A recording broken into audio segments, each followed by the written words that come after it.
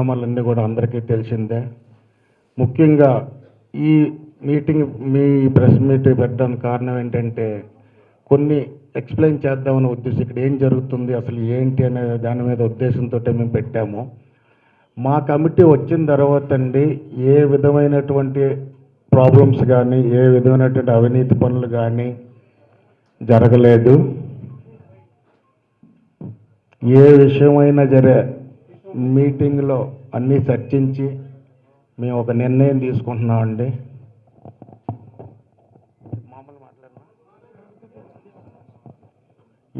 ఏ నిర్ణయాలైనా మా మీటింగ్లో అందరం కలిసి నిర్ణయాలు తీసుకున్న తర్వాత అది ముందుకెళ్ళడం జరుగుతుంది. ఈ బాడీ వచ్చిన తర్వాత ఎన్నో ప్రాబ్లమ్స్ను ఫేస్ చేసామండి. ముందుగా ఎస్బీఐ బ్యాంక్ లోన్ ఉంటే అది ఎన్పి అయిపోతే దాన్ని తీర్చడానికి దాదాపు సంవత్సరం 6 నెలలు 8 నెలల కాలం వృధా అయిపోయింది. ఎన్ని బ్యాంకులు తిరిగినా లోన్లు రాలేదు ఈ సొసైటీకి. ఎందుకంటే ఎన్పి అయిపోవడం వల్ల ముందుకెళ్ళకపోయాము. ఎన్పి అయిపోతే ఆక్షన్ ఆర్డర్ కూడా వచ్చిందండి ఎస్బీఐ బ్యాంక్ నుంచి. ఎన్ని బ్యాంకులు తిరిగినా మీది ఎన్పి అయిపోయింది కాబట్టి లోన్లు ఇవ్వమని చెప్పడం జరిగింది. చివరిగా సదలవాడ శ్రీనివాసరావు గారి దయతో ఆ అప్పు తీర్చడం జరిగిందండి. అదేవిధంగా కార్మికులందరూ కూడా ఇక్కడ ఎంఐజీలో కూడా చాలా ఎక్కువ మంది ఉన్నారు. అది కూడా గతంలో ఫినిష్ చేయలేం కారణంలో మేము వచ్చిన తర్వాత ఏదో కొద్దిగానే నెట్టుకుంటూ వెళ్ళి అన్నీ కూడా ఫినిష్ చేయడం జరిగింది. వీడిఎఫ్ కూడా స్టార్ట్ చేసాము మొన్న. అది కూడా మ్యాక్సిమం ఒక 3 నెలల్లో మొత్తం అంతా క్లియర్ చేస్తున్నామండి. ఇన్ని ఆర్థిక పరిస్థితుల్ని కొద్దిగా ఇబ్బందుల నుంచి బయటపడాలన్న ఉద్దేశంతో కొత్త వెంచర్ ఒకటి స్టార్ట్ చేశాము. ఎందుకంటే ఫైనాన్షియల్గా చాలా ఇబ్బంది పడుతుందండి సొసైటీ. ఆ వెంచర్లో ఏదైనా కొద్ది డెవలప్మెంట్ తీసుకొచ్చి ఆ డబ్బులన్నీ కూడా ఉన్న వాటిని కూడా కొన్ని చేసుకొని చేద్దామన్న ఉద్దేశంతో ఆ వెంచర్ స్టార్ట్ చేయడం జరిగింది. ఇలాగ ఎన్నో ఇబ్బందులు పడుతున్న ఈ కమిటీ ముందుకు వెళ్తుంది తప్ప కానీ ఏ అవినీతి కానీ ఏ తప్పు పనులు కానీ ఏమి కూడా జరగలేదండి. అన్నీ కూడా క్రిస్టల్ క్లియర్గా కూడా మనం సాగుతుంది సార్. అదేవిధంగా మొన్న వచ్చిన దీంట్లో కూడా మాదేమీ లేదండి. మా పాత్రలు కానీ మా విషయాలు కానీ ఏమీ లేవు. కావాలనే కొన్ని ఇబ్బందులు పెడుతున్నారు తప్ప కానీ అది కూడా మా సభ్యులే కొంతమంది ఇబ్బందులు పెడుతున్నారు తప్ప కానీ ఇక్కడ ఏ ప్రాబ్లమ్స్ జరగలేదని చెప్పేసి యాజ్ ఏ జనరల్ సెక్రటరీగా నేను మీ అందరికీ కూడా విన్నవించుకుంటున్నానండి. Thank you. దాని మీదనే మొత్తం వివరణ మాత్రం మా ప్రెసిడెంట్ అనిల్ గారు ఇస్తారు. నేను కొన్ని చెప్పదలుచుకున్నాను. ఇంతకుముందు మా మాజీ సెక్రటరీ ఒక ఆయన ఉన్నాడు. ఆయన మీకు అందరు తెలుసు. ఏదో నిన్నటి నుంచి ఏదో వైరల్ చేస్తున్నాడు, ఏదో గ్రూప్లలో పెట్టి టీఆర్ఎస్ పార్టీ అది ఇచ్చింది ఇది ఇచ్చింది అని చెప్పి. టీఆర్ఎస్ పార్టీ ఈ చిత్రపురికి నయా పైసా సాయం చేయలేదు. ఆయన లబ్ధి పొంది ఉంటాడు ఈ పేరు చెప్పుకొని, కానీ మాకు మాత్రం ఈ సొసైటీకి ఎలాంటి బెనిఫిట్ జరగలేదు. ఒక బెనిఫిట్ జరిగింది. ఎల్ఐ జిల్లా ఈ 3 కిలోమీటర్ల దారి ఉండేది ఒకటి. కేటీఆర్ ఒకసారి వచ్చి ఇంట్రెస్ట్తోని ఆయన ఓఎస్డీని పంపించి ఆ రోడ్డు మాత్రం వేయించిన శ్మశానం నుంచి దారి లేకుండే. అది మాత్రం మాకు చాలా బెనిఫిట్ అయింది. అది ఒక్కటే అయింది టీఆర్ఎస్ పార్టీ నుంచి. మాకు ఇంకా ఎలాంటి బెనిఫిట్ కాలేదు. మాకు రోజు పర్మిషన్లు కూడా వాళ్ళు ఏమి ఇవ్వలేదు. ఈ పాత పర్మిషన్లు అన్నీ కాంగ్రెస్ గవర్నమెంట్లోనే అయినాయి. ఈ ల్యాండ్ కూడా కాంగ్రెస్ గవర్నమెంట్ ఇచ్చింది 94లో కోట్ల విజయభాస్కర్ రెడ్డి గారు ఉన్నప్పుడు. 67 ఎకరాల 16 గుంటలు ఏదైనా చేసిందంటే కాంగ్రెస్ గవర్నమెంటే చేసింది, కానీ మాకు టీఆర్ఎస్ పార్టీ ఏం చేయలేదు. ఆయన నిన్న నుంచి వైరల్ చేస్తుంది కాబట్టి చెప్పాల్సి వస్తుంది. ఏదైనా బెనిఫిట్ అయింటే ఆయనకు అయింటుంది. ఇక ఇంకొకటి ఏంటంటే మా మీద ఒక వ్యతిరేక వర్గం ఒకటి ఉంటుంది. మాతోని గెలిచి వాళ్ళతోని పోయి పనిచేస్తుండే. ఎంతవరకు సబబు అది? నీకు ఇష్టం లేకపోతే రాజీనామా చేయండి సార్. రాజీనామా చేసి పోయి కొట్లాడు వాళ్ళతోని. మీరు మాతోనే ఉండి ఇక్కడనే ఉండి ఈ కమిటీలోనే ఉండి వేరేటోళ్ళతో పోయి ఎంతవరకు సబబు అది? ధర్మమా? ఇప్పుడు అందరి మీద కేసులు పెట్టించిండు. ఆయన మీద ఇరుక్కున్నాడు కదా. ఆయన లేడనుకోండి, సుద్దపూస అనుకున్నాడు. ఇప్పుడు మేము దొంగ అయితే ఆయన కూడా దొంగనే కదా. మేము దొంగలం కాదు కాబట్టి నిజాయితీగా నిబద్ధతగా ఎంఐజీని కంప్లీట్ చేయగలుగుతున్నాము. ఇలా అనిల్ గారు లేకపోతే ఆయనను పొగుడుతలేను నేను. ఇలా వల్లభనేని అనిల్ గారు లేకపోతే, మా ప్రెసిడెంట్ గారు లేకపోతే ఈ సొసైటీ కొలాప్ట్ అయిపోయేది. ఎంతో కొంతవరకు దాన్ని లాక్కుంటూ పోతున్నాం. రాళ్ళేస్తారు అంతా మన వల్లే. ఎందుకు గొడవలు ఎందుకు కొట్లాటలు ఎందుకు అని పోతే పోలీస్ స్టేషన్ 36 రోజులు జైల్లో ఉన్నాడు. వాళ్ళ భార్య పిల్లల పాపం కదా. నువ్వేమైనా మంచోడు అవుతావా? నీకు రోజు తగులుతుంది కదా, సేమ్ పనిష్మెంటు. దేవుడు అంటోడు ఉన్నాడు కదా. ఏదైనా కానీ సామరస్యంగా పోవాలి, సామరస్యంగా చేసుకోవాలి. కానీ ఇట్లాంటివి చేసి పోలీస్ స్టేషన్లో పెట్టి అందరి మీద 21 మంది మీద కేసు పెట్టించావు. ఏమొచ్చింది నీకు? నువ్వు కూడా ఇరుక్కున్నావు కదా లాస్ట్కి. ఇంతకు మించి ఇంకేమైనా చేయగలుగుతారు ఈ సొసైటీని? ఈ సొసైటీ ఇంకా 1.5 year టైం ఉంది. ఇదే సొసైటీ పరిపాలన చేస్తుంది. కోమటిరెడ్డి గారి దగ్గరికి పోయి ఆయనకు పోయి ఎక్కిచ్చారు. మంచి మినిస్టర్ ఆయన, సినిమా ఇండస్ట్రీ మినిస్టరు, మన మినిస్టరు. ఆయనకు పోయి లేనిపోని ఆయనకు అన్ని కొత్త ఏవో చెప్పేసి వచ్చిండు. ఒక మినిస్టర్ దగ్గరికి పోయి చెప్పేస్తే ఏమొస్తుంది? మేము కూడా పోయి చెప్పేస్తాము. మరి ఇన్ని రోజులు కేటీఆర్ మన సంతోష్రావు వెంబడి తిరిగినావు, శ్రీనివాస యాదవ్ గారు వెంబడి తిరిగినావు. మరి అవన్నీ చెప్పినామా? మేము పోయి చెప్పలేమా? ఇప్పుడు కడుపు తెంచుకుంటే ఇదవుతుంది అంటారు. రోడ్డు మీద తీసుకొచ్చిండు ఇవాళ సొసైటీని. ఇవాళ ఈ బస్సు పట్టడానికి కారణము మా మాజీ సెక్రటరీ అంట. నేనైతే ఇప్పుడు ఆడంగా చెప్పగలుగుతాను. ఏదైనా వస్తే మీటింగ్లో మాట్లాడు, నువ్వు ఏదైనా ఉంటే ఖండించు, చేస్తున్న తప్పులని చెప్పి. సారీ, మొత్తం వివరణ మా ప్రెసిడెంట్ గారు ఇస్తారు. Thank you. ఎంత నిబద్ధతతో పనిచేస్తుందో నేను రోజు చూస్తూనే ఉన్నాను. కానీ కొందరు వ్యక్తులు దుష్ప్రచారంగా ఈ కమిటీని పడగొట్టి వాళ్ళు రావాలని, లేదా ఏదో వాళ్ళేదో సాధించడానికి కక్ష సాధింపు చర్యగా ఓడిపోయిన వాళ్ళు కొందరు వ్యక్తులు చాలామంది బాగున్నారండి. వాళ్ళ వల్ల ఇక్కడ చాలా చెడ్డ జరుగుతుంది. ఒకటి మాత్రం గుర్తుంచుకోండి, టెంపరీగా వాళ్ళు గెలిచామనుకున్నారు, కానీ నిజం నిర్ధారణమే తెలుస్తుందండి.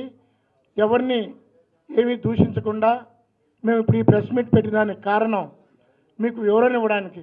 ఈ కమిటీయే లేకపోతే ఈరోజు 4200 కుటుంబాలు ఇక్కడ ఉండేవి కాదండి. కావాలంటే రేపు జనరల్ బాడీకి మీరందరూ వచ్చి త్వరలో పెట్టే జనరల్ బాడీకి మీ యొక్క సందేహాలన్నీ తీర్చుకోండి. దయచేసి పాత్రికేయులు కానీ మీడియా మిత్రులు కానీ ఎవరైనా ఏదైనా చెప్పితే దాని వివరణ ఇక్కడ మా సొసైటీకి వచ్చి మమ్మల్ని ఎవరైనా కనుక్కొని నిజ నిర్ధారణగా అది టెలికాస్ట్ చేసినా పేపర్లు వేసినా మాకు ఇక్కడున్న అందరికీ బాగుంటుందని మనవి చేసుకుంటున్నాను. Thank you. ఏదన్నా సరే అక్కడే అడిగితే సభ్యుల ముందే కూడా మేము కూడా రెడీగా ఉన్నామండి ఏ క్లారిఫికేషన్ అని సరే ఇవ్వటానికి. సో అతి త్వరలో జనరల్ బాడీ పెట్టి అందరికి కూడా తెలియజేస్తామండి. నెక్స్ట్ మా ప్రెసిడెంట్ గారు మాట్లాడతారు. ముఖ్యంగా ఈరోజు ఈ మీడియా సమావేశం ఏర్పాటు చేసిన యొక్క ముఖ్య ఉద్దేశం తెలుగు సినీ workers cooperative housing society limited, doctor M Prabhakar Reddy, Chitrapur colony, GO number 658. దీని గురించి మీకు చాలా అవగాహన ఉంది. ఈ చిత్రపూర్ ఏంటి అనేది కూడా మనం చాలాసార్లు ప్రెస్ మీట్ పెట్టుకుని అన్ని విషయాలు కూడా చెప్పుకున్నాం. కానీ ఈ మధ్య జరిగిన పరిణామాలు కూడా చాలా తీవ్ర స్థాయికి వెళ్ళడం కూడా మీరు గమనించారు. కానీ నాకు నా లిమిట్స్లో నేను ఇక కొందరు సభ్యులు అంటే మన సొసైటీ సభ్యులే కాబట్టి నాకు కొంత గౌరవ న్యాయస్థానం కొన్ని నియమ నిబంధనలు పెట్టింది కాబట్టి నేను దానికి లోబడే మాట్లాడతాను. దయచేసి మీరు తప్పుగా భావించవద్దు. కానీ నేను ఈరోజు ఈ సమావేశం మా కమిటీ ఏర్పాటు చేసిన యొక్క ముఖ్య ఉద్దేశం, యాక్చువల్లీ నేను జైలు నుంచి రావడం జరిగింది. నేను వచ్చినా రాకపోయినా వాళ్ళు ఈరోజు మీటింగ్ పెట్టుకుందామని మొన్న కమిటీ మీటింగ్ కూడా వాళ్ళు ఏర్పాటు చేసుకోవడం జరిగింది. సరే నేను వచ్చాను కాబట్టి నేనే పార్టిసిపేషన్ చేసి అన్ని విషయాలు కూడా తెలియజేస్తాను అని కూడా చెప్పడం జరిగింది.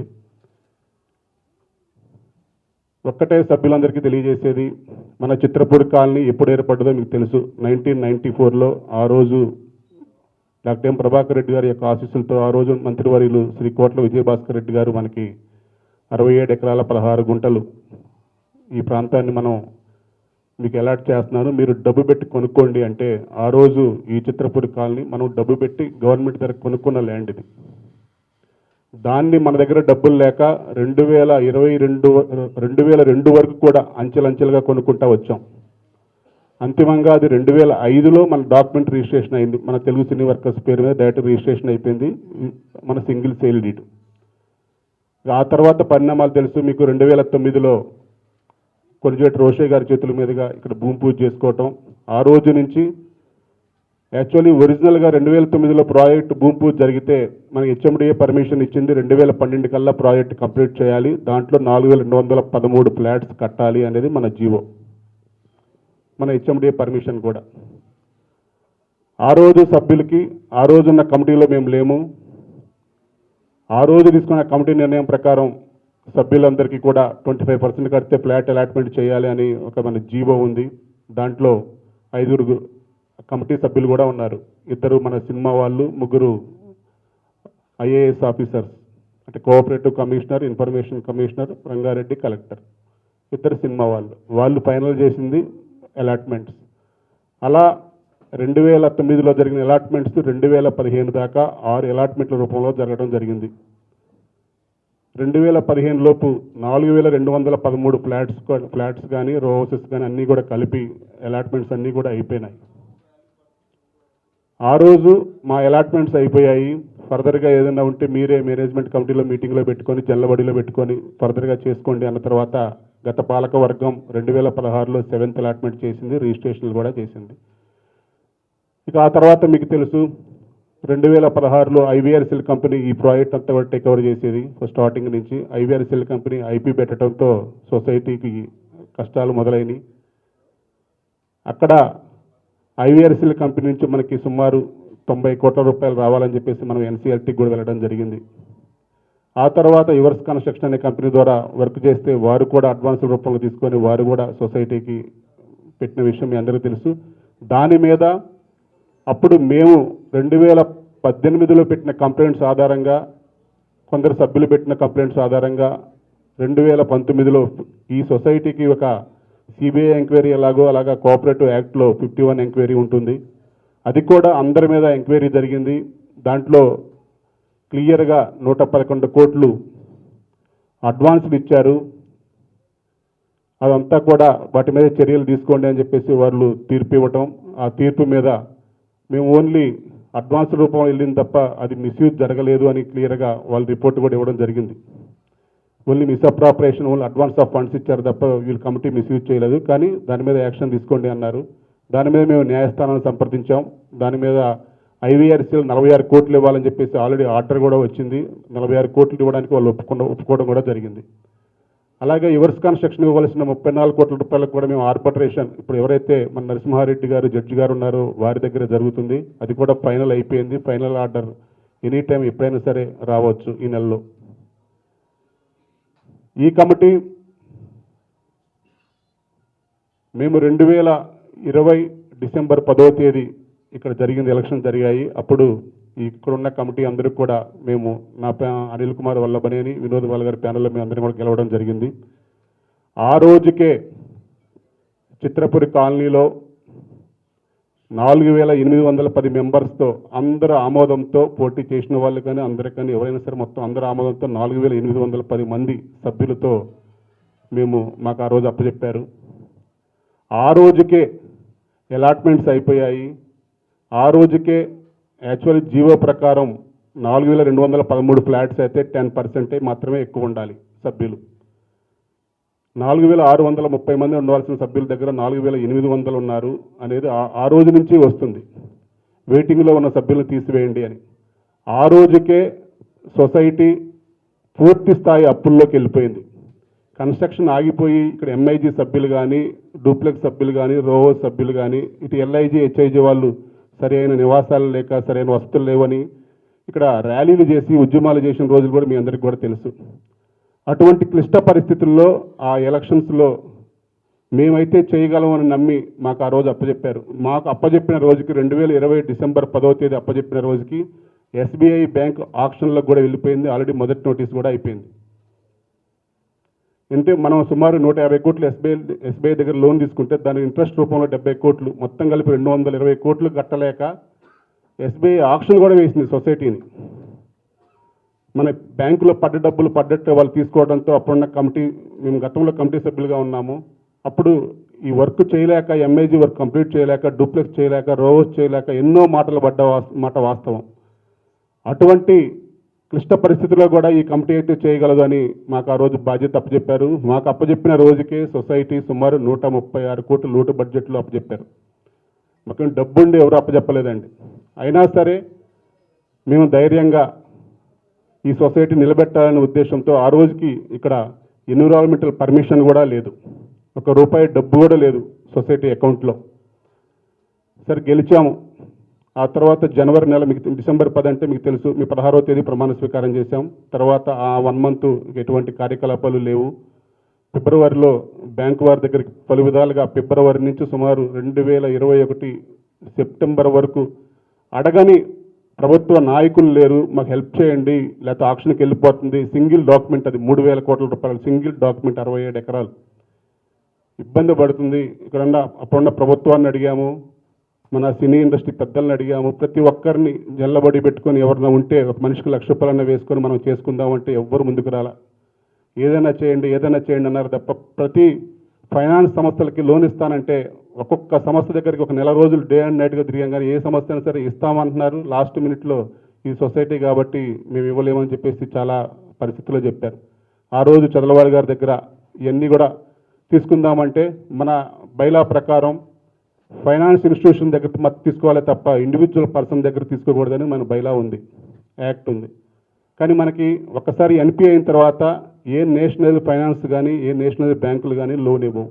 మరి ఇటువంటి పరిస్థితుల్లో చేయాల్సింది ఏంటంటే మన కోఆపరేటివ్ అధికారులు మీరు జనరల్ పెట్టుకొని జనరల్ తీర్మానం ప్రకారం సభ్యులు కనుక తీసుకోమంటే మీరు తీసుకోండి, తర్వాత బైలా అమెండ్మెంట్ పెట్టుకోండి అన్నారు. అప్పుడు జనరల్ పెట్టుకొని క్లియర్గా సభ్యులందరి యొక్క ఆమోదం, మీరు ఫైనాన్స్ తీసుకోమంటారా లేదా, ఫైనాన్స్ తీసుకోకపోతే ఆక్షన్లోకి వెళ్ళిపోతుంది, లేకపోతే మేము ఏం చేయలేము, ఉన్న విషయం ఫ్రాంక్గా జనరల్ పెట్టి క్లారిటీగా చెప్పాం. ఆ రోజు కూడా సభ్యులు, అప్పటికే సభ్యుల దగ్గర నుంచి సుమారు మనకి 40 కోట్ల రూపాయలు రావాలి. వాళ్ళు కట్టినా మన బ్యాంక్ ఆక్షన్ అప్పు తీసుకోవచ్చు, కానీ సభ్యులు ఎవరు కూడా డబ్బు కట్టలేదు. సభ్యులు ఒకటే అంటే నేను వివరంగా ఎందుకంటే చెప్పేది, సభ్యులు క్లారిటీగా 2009లో జిహెచ్ఎంసీ పర్మిషన్ ఇచ్చినప్పుడు 3 సంవత్సరాలు డబ్బు కట్టుంటే ప్రాజెక్ట్ అయిపోయేది. తప్పు మన దగ్గర ఉంది. సినిమా వాళ్ళకి లోన్ రాదు అంటే సొసైటీ కూడా గ్యారంటీ ఉండి ఎస్బీఐ బ్యాంక్లో లోన్లు కూడా ఇప్పించి కంప్లీట్ చేసింది. మళ్ళా తర్వాత 2012 నుంచి మళ్ళీ 2015 దాకా మళ్ళీ హెచ్ఎండి పర్మిషన్ రెన్యువల్ చేసుకున్నాం. మళ్ళీ 2015 నుంచి 18 దాకా చేసాం, 18 నుంచి 21 దాకా చేసాం, 21 నుంచి మళ్ళీ మేము రేపు 24కి అయిపోతుంది పర్మిషన్ కూడా. ఇట్లా ఎప్పటికప్పుడు చేసుకుంటా సభ్యులు కట్టలేదనే ఉద్దేశంతో బ్యాంకు ఆక్షన్లోకి వెళ్ళి బ్యాంకు నుంచి కాపాడాం మేము ఈ కమిటీ వచ్చిన తర్వాత. అప్పటి వరకు అసలు ఎంఐజీ కంప్లీట్ అయిద్దా కాదా 1176 మధ్యతరగతి కుటుంబాలు ప్రతిసారి వాళ్ళు ఉద్యమాలు చేయటం, మీరు చేస్తారా చేయరా. ఇదే ఆఫీసులో వంట వార్పు కూడా పెట్టారు, లేదు మేము చేస్తాం మేము చేయగలం అని చెప్పేసి. అక్కడ చల్లవాడి గారి దగ్గర అప్పు తీర్చడమే కాకుండా మనం ఎన్విరాన్మెంటల్ పర్మిషన్ తీసుకొని వచ్చాం, వెంటనే 4 కోట్ల రూపాయలు కట్టి. ఆ పర్మిషన్ తీసుకొచ్చాక అప్పుడు సొసైటీ మనుగడ స్టార్ట్ అయింది. డూప్లెక్స్ పర్మిషన్ రావటం, అప్పుడు డూప్లెక్స్ రిజిస్ట్రేషన్ స్టార్ట్ చేసుకోవటం, ఎంఐజీ రిజిస్ట్రేషన్ స్టార్ట్ చేసుకోవటం, అట్లా రోస్ రిజిస్ట్రేషన్ స్టార్ట్ చేసుకోవడానికి ఒక వాళ్ళతో సమావేశాలు ఏర్పాటు చేసుకొని మీరు ఇంత డబ్బు కట్టండి అని వారితో మాట్లాడుకొని, అప్పుడు కూడా వాళ్ళ దగ్గర నుంచి డబ్బు లేదండి, ఇంకా డూప్లెక్స్ మీద 10 లక్షల రూపాయలు రేటు పెంచుకొని వారిని ఒప్పించి ఇట్లా ఎందుకు మేము పెంచుతున్నామని కూడా చెప్పడం. తర్వాత ఎంఐజీ వాళ్ళకి పెంచుదామంటే వాళ్ళు అప్పటికే మాకు 3 లక్షలు పెంచారు 2016లోనే, మేము ఒప్పుకోమని వాళ్ళు ఉద్యమాలు చేయటం. ఇట్లా రోస్ మీద ఒక 4 లక్షలు పెంచుకుంటే అప్పటికి కూడా ఇంకా లోటు బడ్జెట్లో ఉంటుంది, అసలు కన్స్ట్రక్షన్ కంప్లీట్ కాదు అంటే ముందు ఇది చాలు, ఏదైనా ఉంటే తర్వాత మనకి ఫ్యూచర్ ఎక్స్పాన్షన్ ల్యాండ్ ఉంది దాని మీద ఏమైనా లోడ్ చేసుకోండి, కానీ మా మీద లోడ్ చేయొద్దు, మమ్మల్ని మా మీద భారం వేయొద్దు, కానీ మీరైతే ప్రాజెక్ట్ కంప్లీట్ చేయండి. ఇక వాళ్ళ వర్షన్ ఇదే, సభ్యుల వర్షన్. అయినా సరే సభ్యుల మీద భారం వేయకుండా ఎంఐజీ ఏ మాట అయితే ఇచ్చామో ఆ మాట ఇక్కడ ఎంఐజీ సభ్యులు కూడా ఉండుంటారు. కావాలంటే మీరు ఫిజికల్గా ఎంఐజీ ఎప్పుడైంది ఏంటి అని కూడా మీరు కూడా ఎంక్వైరీ చేసుకోవచ్చు. ఇది ఓన్లీ చెప్పుడు మాటలు కాదు, చెప్పడాల్సిన పని ఎవరికీ లేదు ఇక్కడ. కాబట్టి అటువంటి 1176 కుటుంబాలు ఇప్పుడు మీ పక్కనే ఉన్నాయి. అక్కడ 1176 కుటుంబాలు నివాసం ఉండే యొక్క మౌలిక వసతులు కానీ అన్నీ ఏర్పాటు చేశాం. చిన్న ఇంకా ఒక 5% మినహా మొత్తం కూడా అన్ని పనులు కంప్లీట్ చేసి హ్యాండ్ ఓవర్ చేసి అందరూ నివాసం ఉంటున్నారు. అలాగే డూప్లెక్స్ 180 ఫ్లాట్లు కూడా నివాసం ఉంటున్నారు. రో హౌస్ మీరు చూస్తున్నారు, రో హౌస్ ఆల్రెడీ 70 మెంబర్స్ నివాసం ఉంటున్నారు, వాళ్ళ కన్స్ట్రక్షన్ వాళ్ళు చేసుకుంటున్నారు. ఇంకా కాంట్రాక్టర్కి మేము డబ్బులు కూడా ఇవ్వలేక వాళ్ళ కాంట్రాక్టర్ కూడా వెళ్ళిపోవడమే కాకుండా కొందరు రోస్ సభ్యులు వాళ్ళకు వాళ్ళు ఎప్పుడో రోస్ పర్మిషన్ నేను తేలేదు, రోస్ జీవో ప్రకారమే మేము హెచ్ఎండి పర్మిషన్ ఇచ్చింది కాబట్టి అప్పుడు కమిటీ కట్టారు. 1530 సెఫ్టీకి అప్పుడు కట్టడం జరిగింది. తర్వాత అప్పుడున్న కమిటీ 2014లోనే 2250 ఎస్ఎఫ్టీకి వాళ్ళు చేశారు. ఆ పర్మిషన్ రాలేదు. దానికోసం ఇంకా ప్రయత్నం చేస్తున్నాం. ఆ పర్మిషన్ అయితే రాలేదు. అయినా సరే వాళ్ళతో డబ్బులు వసూలు చేసి వాళ్ళకి ప్రాజెక్టు మిగతా మౌలిక వసతులు కల్పించాలని చెప్పి చాలా ప్రయత్నం చేశాం. అది న్యాయస్థానంలో ఉండటం వల్ల పనులన్నీ ఆపేయమని కోర్టు ఆర్డర్ రావడంతో ఆ పనులు ఆపడం జరిగింది రోజు. కానీ ఇప్పుడు టోటల్గా సొసైటీ అంతా కూడా పనులన్నీ కంప్లీట్ చేశాం. ఈరోజు అంతిమంగా సొసైటీ లోటు బడ్జెట్ 170 కోట్ల రూపాయలతో లోటు బడ్జెట్ నడుస్తుంది. సొసైటీలో మేము 2020 మేము వచ్చిన తర్వాత ఈ రోజు కూడా ఒక్క రూపాయి మిస్యూజ్ అయితే చేయలేదు. మా మీద ఒక అభియోగాలు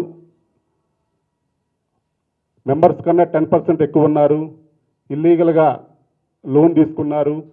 మీరు చూడండి, ఇవే కేసులు, ఇవన్నీ కూడా మీకు తెలిసినయే. లోన్ తీసుకోకపోతే సొసైటీ పోతుంది, మీరే లోన్ తీసుకురండి అని జల్లబడి తీర్మానం చేస్తే అది దాని ప్రకారమే తేవడం జరిగింది. దాని మీద కొట్లాడతారు. 10% ఎక్కువ ఉన్నారు అంటారు. 10% ఎక్కువ ఎందుకున్నారు అంటే ఆ రోజు ఉన్న వెయిటింగ్లో ఉన్న సభ్యులకు డబ్బులు ఇవ్వటం, వారు డబ్బు కట్టారు కొంత, వారు కట్టిన అమౌంట్ సుమారు 50 కోట్ల రూపాయలు ఉన్నమాట వాస్తవం. అప్పుడు రిఫండ్ ఇవ్వడానికి కూడా డబ్బులు లేవు. ఇప్పుడు మేము డబ్బులుండి రిఫండ్ ఇవ్వలేక కాదు, ఆ డబ్బులు రిఫండ్ ఇవ్వలేక ఆ రోజు కూడా 55 కోట్లు రిఫండ్ ఇవ్వాల్సింది ఉన్న విషయం అందరికీ తెలుసు. ఆ రోజు అన్ని విషయాలు కూడా ఇప్పుడున్న సభ్యులందరికీ కూడా తెలుసు. కానీ టెక్నికల్గా ఇబ్బంది పెట్టాలనే ఉద్దేశంతో సొసైటీ మనుగడ సాగకూడదు ఉద్దేశంతో, అది వ్యక్తిగత స్వార్థమా లేకపోతే వ్యవస్థ మీద స్వార్థమా ఏంటి అనేది అర్థం కావట్లేదు ఎవరికి. చాలాసార్లు మాట్లాడాము, పెద్దల సమక్షంలో మాట్లాడాము, గవర్నమెంట్ ఆఫీసర్ల సమక్షంలో మాట్లాడాము. మరి ఏమిటనేది కూడా అర్థం కావట్లేదు. ఫైనల్గా ఈరోజు నేను చెప్పదలుచుకుంది ఒకటే, సొసైటీ, ఎందుకంటే మేము 20 సంవత్సరాల నుంచి సొసైటీలో అనుభవం తెలుసు కాబట్టి ఎలా ముందుకు సాగాలో దానికి అనుగుణంగా సొసైటీని భవిష్యత్తుని ఒక పబ్లిక్కి తెలిసే విధంగా ప్రతి ఒక్క అంశాన్ని కూడా నేను వచ్చిన తర్వాత జనరల్ ఇదిగో ఇది చేశాము, ఇది చేద్దాము, ఇలా చేస్తే ఎలా ఉంటుంది, ఇలా చేయకపోతే ఎలా ఉంటుందని ప్రతి ఒక్క అంశాన్ని కూడా చేసి మీ మీద ఎవరి మీద రేటు పెంచను, కొత్త ప్రాజెక్టు ఇలా స్టార్ట్ చేసుకుంటే ఈ ప్రాజెక్ట్ ఇలా కంప్లీట్ అవుతుందని ఒక ప్లాన్ ఆఫ్ యాక్షన్తో మేము సుమారు ఒక 100 కోట్ల రూపాయలు వాళ్ళ మీద, సుమారు 150 కోట్లు లోటు బడ్జెట్ ఉంటే ఒక 100 కోట్లు కొత్త ట్విన్ టవర్స్ మీద లోడ్ చేసి దాన్ని సేల్ చేసి మీ నెంబర్లకి అలాట్మెంట్లు చేసి తర్వాత మిగతా 50 కోట్ల రూపాయలని ఇట్లా కమర్షియల్ కాంప్లెక్స్లు కానీ ఇంకేమన్నా మన మౌలిక వస్తువులు ఏర్పాటు చేసుకొని దాని విధంగా సమకూర్చుకుందాం అనుకొని మేము ఒక లాస్ట్ జనరల్ తీర్మానాలు కూడా చేసుకోవడం జరిగింది. వాటన్నిటికీ సభ్యులందరికీ ఆమోదంతోనే మేము ఏ పనైనా చేశాం. కానీ కొందరు సభ్యులు ఇక్కడ మీకు బాగా తెలుసు, సొసైటీ అంటే అంతిమంగా ఎవరిన్ని ఇండివిజువల్గా ఒకరు పడకపోవచ్చు, నా మీద మీకు, మీ మీద నాకు వ్యక్తిగతంగా ఉండొచ్చే తప్ప వ్యవస్థలో 4000 ఇప్పుడైతే మొత్తం మాకు వచ్చిన రోజు 4810 మంది సభ్యులు ఉంటే ఈరోజు ఉన్న సభ్యులు మాత్రం 4600 మంది అనండి. అందరికీ కూడా రిఫండ్ ఇవ్వడం జరిగింది. మాకు ఈ మధ్యకాలంలో వచ్చిన డబ్బులను బట్టి ఈ యొక్క 10% యొక్క ఇబ్బంది కూడా ఉండకూడదనే ఉద్దేశంతో ముందుగా ఒక 50,000 రూపాయల లోపు వాళ్ళని, 1,00,000 రూపాయల లోపు వాళ్ళని, 2 లక్షల లోపు వాళ్ళని, అట్లా మా దగ్గర ఉన్న బడ్జెట్ను బట్టి, అలాగే కన్స్ట్రక్షన్ కూడా ఆగకుండా ఉండాలని చెప్పేసి కొంచెం కన్స్ట్రక్షన్కి వాడటం, మిగతాది ఇట్లా రిఫండ్ ఇవ్వటం, మళ్ళీ చల్లవాడి గారి దగ్గర తెచ్చిన అప్పు తీర్చడానికి వారికి ఇన్స్టాల్మెంట్లు కట్టడం, వడ్డీలు కట్టడం, ఇవన్నీ ఒక బ్యాలెన్స్ చేసుకుంటూ వస్తూ ఉన్నాం. కానీ వీరు చేసే పనుల వల్ల వ్యవస్థ అంతా ఆగిపోతుంది. దీంట్లో ముఖ్యంగా ఈ మధ్యకాలంలో నేను ఎవరి పేర్లు ఉచ్చరించకూడదు, ఎవరిని చేయకూడదు కాబట్టి నేను ఎవరిని మాట్లాడలేదండి. నేను అంతిమంగా చెప్పేది ఒకటే, ఇక్కడ సభ్యులు ఫ్లాట్స్ అలాట్మెంట్ కాని వాళ్ళు, అలాట్మెంట్ అయ్యి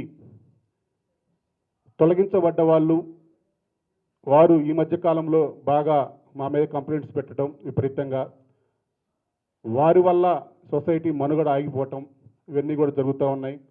వారికి ఒకటే నేను చెప్పేది, అంతిమంగా సొసైటీలో ఏ ఒక్క అంశాన్నైనా సరే 2 భాగాలుగా మేము పరిగణలో తీసుకుంటామండి. ఒకటి, సొసైటీలో సభ్యత్వం తీసేయాలంటే 2 ఉంటాయి. ఇక్కడ వారు ఫ్లాట్ క్యాన్సిల్ చేయాలన్నా సరే ఏంటంటే దానికి కారణాలు ఉంటాయి.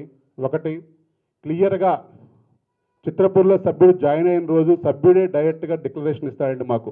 మేము ఏ ఒక్క అంశాన్ని కూడా మేము ఇంతవరకు కూడా ఎప్పుడు కూడా బయట పెట్టుకోలేదు. ఎందుకంటే క్లియర్గా డిక్లరేషన్ పత్రం ఇస్తాడు, దాంట్లో క్లియర్గా రాస్తాడు, ఫ్లాట్ అలాట్మెంట్ అయిన తర్వాత 25% కడతాము, మిగతా ఇన్స్టాల్మెంట్లు సొసైటీ చెప్పిన విధంగా కట్టకపోతే నా సభ్యత్వం తీసేసే అధికారం కానీ, నా ఫ్లాట్ క్యాన్సిల్ చేసి వేరే వాళ్ళకి ఇచ్చే అధికారం కానీ పూర్తిగా మీకు ఉంది అని క్లియర్గా సంతకం పెట్టిస్తాడు మాకు. మేము ఇప్పుడు కూడా ఆ పరపతి ఎప్పుడు ఉపయోగించలేదండి. మేము ఎందుకంటే క్లియర్గా ఇక్కడ ఉంటుంది 25% కట్టిన తర్వాత ఎలా స్లాబ్ వైజ్ కట్టాలి ఎలా అని ఒక 6 భాగాలుగా విభజించడం జరిగింది. అలా కట్టకపోతే నా ఫ్లాట్ తీసేయండి అని చెప్పేసి వారికి ఇచ్చిన ప్రతి అలాట్మెంట్ లెటర్లో కూడా ఉంటుందండి. ఎప్పటికప్పుడు ఎందుకంటే మేము కూడా మన సభ్యులే అని చెప్పేసి మేము కూడా ఎప్పటికప్పుడు ఎగ్జామ్షన్ చేసుకుంటా వెళ్తే ఈరోజు సొసైటీ మనుగడకే ఆటంకం కలిగే విధంగా వారు కూడా సృష్టించడం అది చాలా బాధాకరంగా ఉంది. అసలు సొసైటీ ఎందుకు ఏంటి కమిటీగా ఎందుకు పనిచేయాలనే యొక్క ఆ నిరాసత్వంలోకి కమిటీ సభ్యులు కూడా రావడం జరుగుతుంది. మేము చేసిన తప్పేంటి అనేది ఎవరికి అర్థం కాలేదు. ఎవరైనా నిజంగా సొసైటీలో ఉన్న అమౌంట్స్ మిస్యూజ్ చేసి సొసైటీలో ఫండ్స్ కనుక తింటే దాన్ని తప్పుగా భావించవచ్చు. ఇక్కడ అనర్హతగా ఉన్న ఫ్లాట్స్ వాళ్ళు కట్టమన్న డబ్బు సరైన సమయంలో కట్టలేక సొసైటీ మనుగడ ఇబ్బంది పడుతుంటే వాళ్ళని తీసివేయడానికి కూడా మేము డైరెక్ట్గా తీసేయకూడదు. వాళ్ళకి నోటీసులు రాస్తాం, క్లియర్గా కట్టండి, కట్టకపోతే వాళ్ళ చట్ట ప్రకారం తీసివేయబడును అని క్లియర్గా మేము ప్రతి ఒక్క లెటర్లతో కూడా క్లియర్గా వాళ్ళకి రాసి మేము తీసివేయడం జరిగింది. అటువంటి వాళ్ళని డైరెక్ట్గా ఒక ఫోన్లు చేసి మరి మీరు కేసులు వేయండి, మీరు రండి, మేము మాట్లాడటం జరిగింది మీ అందరికీ అని వారిని ప్రోత్సహించడం జరుగుతూ ఉంది. అది కరెక్ట్ కాదు. అలాగే కొందరు తర్వాత మాకు మీ అందరికీ కూడా తెలుసు ఈ సొసైటీలో 19 నుంచి 2021 వరకు 51 ఎంక్వైరీ జరగటం, 51 ఎంక్వైరీ రిపోర్ట్ ప్రకారం క్లియర్గా అప్పుడు మీకు బాగా తెలుసు చాలామంది కొన్ని సంస్థలు పెట్టుకొని పోరాటాలు చేసి అసెంబ్లీ ముట్టళ్ళు చేసి ఇక్కడ సినిమా కాని వాళ్ళు ఉన్నారు వాళ్ళందరినీ తీసేయండి అని చెప్పేసి ఉద్యమాలు చేస్తే 51 ఎంక్వైరీ పడ్డది. గత ప్రభుత్వం మాకు 51 ఎంక్వైరీ వేయడం జరిగింది. ఆ ఎంక్వైరీలో ఎవరు సినిమా వాళ్ళు కాదో గుర్తించండి, వారిని తీసివేయండి అని చెప్పి క్లారిటీగా క్లియర్గా ఇవ్వడం జరిగింది.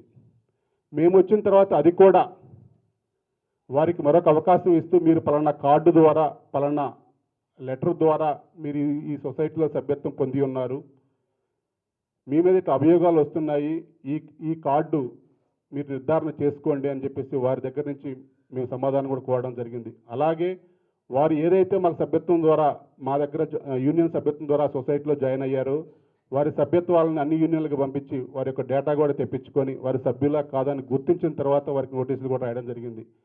దాంట్లో స్పందించిన వారు సభ్యులుగా ఉన్నారు, ఫ్లాట్స్ అలాట్మెంట్ జరిగింది, వాళ్ళకి రిజిస్ట్రేషన్ జరిగింది, వాళ్ళు హ్యాపీగా ఇళ్లలో ఉంటున్నారు. ఇప్పుడు ఇక ఈ రేట్లు పెరిగి ఇవన్నీ కూడా మీకు తెలుసు ఎంతెంత భారీగా రేట్లు పెరిగాయి, ఇక్కడ ఎంతెంత అమ్ముతున్నారు అని. ఇక ఈ రేట్లన్నీ జరిగిన తర్వాత ఒక్కొక్కళ్ళు ఎవరికి వాళ్ళే మేము 2005లో కట్టాము, మాకు ఇప్పుడు ఫ్లాట్ ఇవ్వాల్సిందే అని.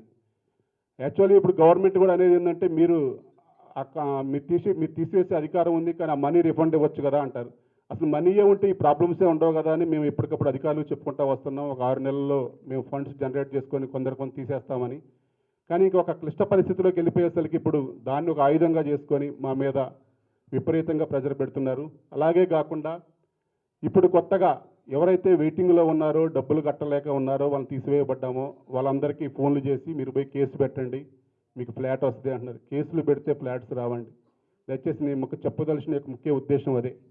కేసులు పెడితే అసలు మీరు అడిగే హక్కు కూడా కోల్పోతారు. ఇక్కడ కేసు అయిన దాకా మీరు ఇవ్వలేరు. ఒకళ్ళు ఇచ్చినా మా చేతిలో ఏముండదు. అది మళ్ళీ కోఆపరేటివ్ డిపార్ట్మెంట్ దగ్గర మీరు ఎవరు ఏమిటి ఎప్పుడు డబ్బు కట్టారా లేదా అసలు మీరు నిజంగా సినిమా వాళ్ళ కాదా పూర్తి ఎంక్వైరీ ఎదుర్కొన్న తర్వాతనే మీకు ఫ్లాట్ వస్తుంది తప్ప నా మీద సొసైటీ కమిటీ మీద వ్యక్తిగతంగా ఏదో కేసులు పెడితే ఫ్లాట్ రాదండి.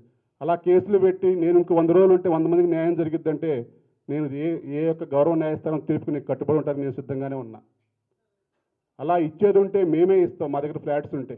అటువంటి ఫ్లాట్స్ లేకనే ఈ సొసైటీ ఏ రోజుకి ఆ రోజు శాలరీ ఇచ్చే స్టేజ్లో కూడా లేక వర్క్ చేసే స్టేజ్లో కూడా ఈరోజు చాలా క్లిష్ట పరిస్థితిలో ఉంది. అటువంటి పరిస్థితిని కూడా బయటికి తెలియనీయకుండా ఎప్పటికక్కడ పని ఆగకుండా ఎప్పుడు పని జరుగుతుంది కొంచెం బడ్జెట్ పెట్టుకుంటా వాళ్ళకి సమావేశాలు ఏర్పాటు చేసుకొని వాళ్ళకి అన్ని విషయాలు తెలుసు కాబట్టి ఎంఐజీ కానీ రోవర్స్ కానీ డూప్లెక్స్ వాళ్ళు పూర్తి సహకారం అందిస్తూ ఉన్నారు. ఎందుకంటే వారి మీద భారం వేయకుండా పని కంప్లీట్ చేయాలి. ఎక్కడా కూడా మౌలిక వసతులకు ఇబ్బంది కలగకూడదు. వాటర్ కానీ పవర్ కానీ డ్రైనేజ్ కానీ ఇటువంటి వ్యవస్థలకు ఎక్కడ ఇబ్బంది కలగకూడదు. కానీ మళ్ళీ ఒక సొసైటీ ఇంత పెద్ద 67 ఎకరాలు ఒక ఆర్ట్ ఆఫ్ ఉన్న ల్యాండ్ని ఒక అందంగా తీర్చిదిద్దుకోవడానికి ఒక క్లబ్ హౌస్లు కానీ ఇవన్నీ ఎట్లా కావాలి అనే ఒక అన్ని రకాల ఆలోచనలతో మేము ప్లాన్ చేసుకుని వెళ్తూ ఉంటే ఈ అడ్డంకులన్నీ సృష్టిస్తున్నారు. ఈ మధ్యకాలంలో నీకు తెలుసు నేను చాలా ఇబ్బంది పడ్డాను. నా ఇబ్బందిని కూడా నేను ఎవరికి కూడా చెప్పుకోలేదు. చాలామంది నాకు ములాఖత్తు కూడా రావడం జరిగింది కానీ నేను ఎవరితో కూడా ఎవరు రావద్దని చెప్పాను. మేము మీడియాలో మాట్లాడుతాం అక్కడ మాట్లాడుతూ ఉంటే ఎవరు మాట్లాడొద్దు, ఏదున్నా సరే అంతిమ విషయంగా నేనైతే అన్ని విషయాలు తెలియజేయాలి. అసలు ఎందుకు ఏంటి ఒక్కొక్కరు అయితే క్లియర్గా 100 కోట్లు జరిగింది, 1000 కోట్లు జరిగింది చాలా అని నా మీద మాట్లాడటం జరిగింది. మేమైతే ఈ సొసైటీలో ₹1 అవినీతి కూడా చేయలేదు. అలాగే నాకు గౌరవ న్యాయస్థానం ఏ తీర్పు అయితే ఇచ్చిందో నేను దాన్ని పూర్తిగా కట్టుబడి ఉంటాను. గౌరవ పోలీసు వారి అందరికీ కూడా నేను 100% సహకరిస్తాను. మా కమిటీ మొత్తం కూడా సహకరిస్తాము. నిన్న నేను ఈరోజు ప్రెస్ మీట్ అని చెప్పేసి మా కమిటీ పెడితే అనిల్కి ఇచ్చిన డబ్బులు ఇచ్చిన వాళ్ళకి భయపడి వాళ్ళు అడుగుతారని చెప్పేసి ఏదో గొప్పగా చెప్పుకోవాలని చెప్పేసి ప్రెస్ మీట్ పెడుతున్నాడు అని ఏదో ఇష్టం వచ్చినట్టుగా డైలాగులు పెట్టారు. నాకు ఇప్పుడు కూడా సభాముఖంగా అడుగుతున్నా, ఒక్క పైసా నా సొంతంగా సొసైటీలో డబ్బు కట్టకుండా నాకు పైసా ఇచ్చామని ఎవరు చెప్పినా సరే దాన్ని పూర్తి బాధ్యత నేను వహిస్తాను. మేము ఇచ్చిన సభ్యత్వం, కొత్త సభ్యత్వాలు ఇచ్చింది 20 సభ్యత్వాలు మాత్రమే. అది కూడా జనలబడిలో పెట్టి ఇక్కడ మనుగడ ఇబ్బంది అవుతుంది, ఒక 20 సభ్యత్వాలు ఇస్తాము అని క్లారిటీగా చెప్పుకొని మరి 20 సభ్యత్వాలు తీసుకొని ఆ రోజు ఉన్న పర్మిషన్ల కోసం కానీ ఆ నిమిషం కోసం కానీ స్పాట్లో తీసుకోవడం జరిగింది. అంత మించి తప్ప నాకు అధికారం ఉంది కదా అని చెప్పేసి ఒక 200 మంది సభ్యత్వాలు నేను ఇవ్వాల. కానీ 300 మందికి అక్రమంగా ఫ్లాట్లు రిజిస్ట్రేషన్ చేశారని చెప్పేసి చాలా నేను చూశాను. మేము ఎక్కడా కూడా అక్రమంగా రిజిస్ట్రేషన్ చేయలేదండి. ఎప్పుడైతే 2015లో అలాట్మెంట్ కమిటీ మీరు చేసుకోండి, ఏమైనా చేంజెస్ కానీ ఏదున్నా సరే మీరే చేసుకోండి అన్న తర్వాత 2016లో అప్పుడున్న కమిటీ 7th అలాట్మెంట్ చేసింది. 7th అలాట్మెంట్ చేసిన తర్వాత మేము వచ్చిన తర్వాత 8th అలాట్మెంట్ రూపంలో చేయడానికి మేము అధికారులను సంప్రదిస్తే మా పరిధి అయిపోయింది అని చెప్పేసి మీరు మీ జల్లబడిలో పెట్టుకొని నిర్ణయం తీసుకోండి అన్న తర్వాత జల్లబడి పెట్టి అప్పటి నుంచి ఉన్న ఫ్లాట్లు అంటే తీసేసి అలాట్ చేసిన ఫ్లాట్లు గత కమిటీలో కానీ అవన్నీ అలాట్మెంట్ చేసిన ఫ్లాట్లు ఇప్పుడు మేము చేయటం వల్ల అవన్నీ కూడా మేమే చేసామని అంటున్నారు. మేము ఫైనల్గా అంతిమంగా కూడా సినిమా కాని వాళ్ళని తీసేసాము, సినిమా వాళ్ళకే ఇచ్చాం. నిన్నటిదాకా పోరాటం చేసింది కూడా సినిమా వాళ్ళు కాని వాళ్ళని తీసేయండి, సినిమా వాళ్ళకి ఏమన్నా చెప్పిన వ్యక్తులు మళ్ళా తీసివేయబడ్డ సభ్యులు సినిమా వాళ్ళు కాకపోయినా వాళ్ళని ఎంకరేజ్ చేస్తూ సొసైటీని ఇబ్బంది పెడుతూ ఉన్నారు. ఫైనల్గా నేను ఒకటే చెప్పేది, ఏదున్నా సరే ఇది ఒక కుటుంబం. నేను ఎవరి మీద విమర్శ కాదు, ఇప్పుడు నాకు విమర్శ చేసే ఓపిక కూడా లేదు, నాకు కూడా నశించిపోయింది. ఎందుకంటే ఎవరైనా సరే ఒకళ్ళు బాధపడ్డా అంతిమంగా సొసైటీ ముందుకెళ్లాలనే ఉద్దేశంతోనే అంత భారమంతా కూడా నేను 15 సంవత్సరాల నుంచి ఎవరు కమిటీ ఉన్నా సరే ఎవరి దగ్గర మాట్లాడాలన్నా ఏదన్నా ఉన్నా కష్టంలో ఉన్నా సొసైటీకి ఎప్పటికప్పుడు అండగానే ఉన్నా నేను. అదేవిధంగా ఎవరన్నా వచ్చినా ఇప్పుడు ప్రెసిడెంట్ నేను 3 years అయింది ప్రెసిడెంట్ అయ్యి. అంతకుముందు ప్రెసిడెంట్ కానప్పుడు కూడా సొసైటీలో ఉన్నప్పుడు కూడా కమిటీ నెంబర్గా ఉన్నా సరే పూర్తి బాధ్యతతో అన్ని ఎవరిని నెంబర్ వచ్చినా ఎవరిని కష్టంగా మాట్లాడినా వాళ్ళని పిలిచి మీకు పని అయ్యిద్ది, మీకు ఇలా చేస్తాం అలా చేస్తామని చెప్పేసి నేను అంతటికి నేను పూసుకోవటం వల్ల ఈరోజు ఎక్కువగా నా పేరు వినపడుతూ ఉంది. కానీ నేను ఎవరిని కూడా నేను ఒక్కడే పడ్డాను కానీ నేను ఎవరి మీద కూడా ఒక నింద కూడా వేయలేదు. నాకు నింద వేయాల్సిన అవసరం లేదు. ఎందుకంటే ఎప్పటికైనా సరే న్యాయం గెలిచిద్దని నాకు నేను న్యాయంగానే న్యాయబద్ధంగానే గౌరవ న్యాయస్థానం ఇచ్చే తీర్పు నాకు ఫేవర్గానే వస్తానని నేను భావిస్తున్నా. నేను దాంట్లో ఎటువంటి మొహమాటం కూడా పడట్లేదు. కానీ ఎవరిని అన్నా సరే నాకేదో బాధ కలిగింది కదా అని చెప్పేసి నేను కూడా కొన్ని రోజులు లీవ్లో వెళ్తున్నా అని చెప్పేసి సొసైటీ లీవ్ లెటర్ ఇచ్చి ఒక 6 నెలలు వెళ్ళొచ్చు. కానీ సొసైటీ మనుగడ ఆగిపోతుంది టోటల్గా ఇక్కడ. అందుకే ఎవరినన్నా ఎవరిని నిందలేసినా ఎవరేం చేసినా సరే నా ఫ్యామిలీ కూడా అసలు ఎందుకు నువ్వు సొసైటీకి అంత అవసరం ఏముంది, ఇంత నిందలు పడాల్సిన అవసరం ఉందన్నా కానీ నేను ఇప్పుడు కూడా ఒకటే మాట చెప్పాను, సొసైటీ ఇప్పుడు చాలా క్లిష్ట పరిస్థితి. ఈ క్లిష్ట పరిస్థితిలో నేను ఒకటే ఈరోజు మీ ద్వారా తెలియజేయాల్సింది ఏంటంటే, ఇందాక మా సెక్రటరీ గారు చెప్పినట్టు త్వరలో, ఎందుకంటే ఇప్పుడు బోనాలు ఉన్నాయి కాబట్టి మన దగ్గర ఎప్పుడు బోనాలు వస్తే తెలియదు కాబట్టి మేము అఫీషియల్గా 15 days తర్వాత నోటీస్ ఇవ్వాలి, 15 days ముందు నోటీస్ ఇవ్వాలి కాబట్టి అఫీషియల్గా 15 days నోటీస్ ఇచ్చి మేము జల్లబడి పెడతాము. మన కుటుంబ విషయాలు ఏదున్నా సరే బయట ఎంత రోతగా మాట్లాడుకున్నారంటే ఎక్కడ ఏ వ్యవస్థ దగ్గర పోయినా సొసైటీలో చాలా 100 కోట్లు 1000 కోట్లు, అసలు సొసైటీ ప్రాజెక్టు వాల్యూ 750 కోట్లు, అంతిమంగా ఫైనల్గా 750 కోట్లు, పెరిగితే 10 కోట్లు అటు ఇటుగా ఉంటుంది. దానికి 3000 కోట్లు జరిగింది, 100 కోట్లు 300 కోట్లు జరిగింది అవినీతి అంటే, నేను వచ్చిన తర్వాత 300 కోట్లు అవినీతి జరిగిందని చెప్పేసి చాలా పెద్దవాళ్ళ దగ్గర మాట్లాడటం జరిగింది. నేను వచ్చిన తర్వాత అమౌంట్ మొత్తం నా బ్యాంక్ అకౌంట్ స్టేట్మెంట్, తెలుగు సినీ workers cooperative housing society bank account statement మొత్తం కలిపినా కానీ 60 కోట్లు ఉండదు. మరి 300 కోట్లు ఎక్కడి నుంచి వచ్చిందో, 60 కోట్లు మన వర్క్ కంప్లీట్ చేసింది ఏంటి, ఎన్ని ఎడిపోయినాయి మరి నాకేం అర్థం కాలే. అందుకే ప్రాక్టికాలిటీ తెలియాలి. ఏదన్నా సరే ఎవ్రీ మంత్, ఎవ్రీ 6 monthsకి, ఎవ్రీ 1 yearకి ఆడిట్ రిపోర్ట్ ఉంటుంది. ఎవరు ఆడిట్ రిపోర్ట్ పెడతారు క్లియర్గా. ఇవన్నీ ఉంటాయి కాబట్టి నేను సభ్యులను ఒకటే కోరేది, మీరు ఇప్పుడు దాకా ఏం చేశారు, మేమేం చేసాము అన్ని విషయాలు పక్కన పెడదాం. జనరల్ బాడీ ఉంది, కంప్లైంట్స్ పెట్టేవాళ్ళు కానీ ఎవరైనా సరే జనరల్ బాడీకి రండి. ఈసారి పర్టికులర్గా వాళ్ళకు ఎజెండానే పెడతాం. సభ్యుల అభియోగాలు వారు పూర్తి వివరణ ఇచ్చే విధంగా, సభ్యులు తీసుకునే నిర్ణయానికి కట్టుబడి ఉండే విధంగా మనం ముందుకెళ్దాం. ఇక్కడ బయట మాట్లాడటం వల్ల బయట తెలుస్తుంది తప్ప ఇక్కడ సభ్యులకు అసలు చాలామందికి, ఎందుకంటే ఈ సొసైటీ అంటే ఏంటంటే అండి, ఏదన్నా సరే ఫైనల్ నిర్ణయం జనరల్ బాడీయే.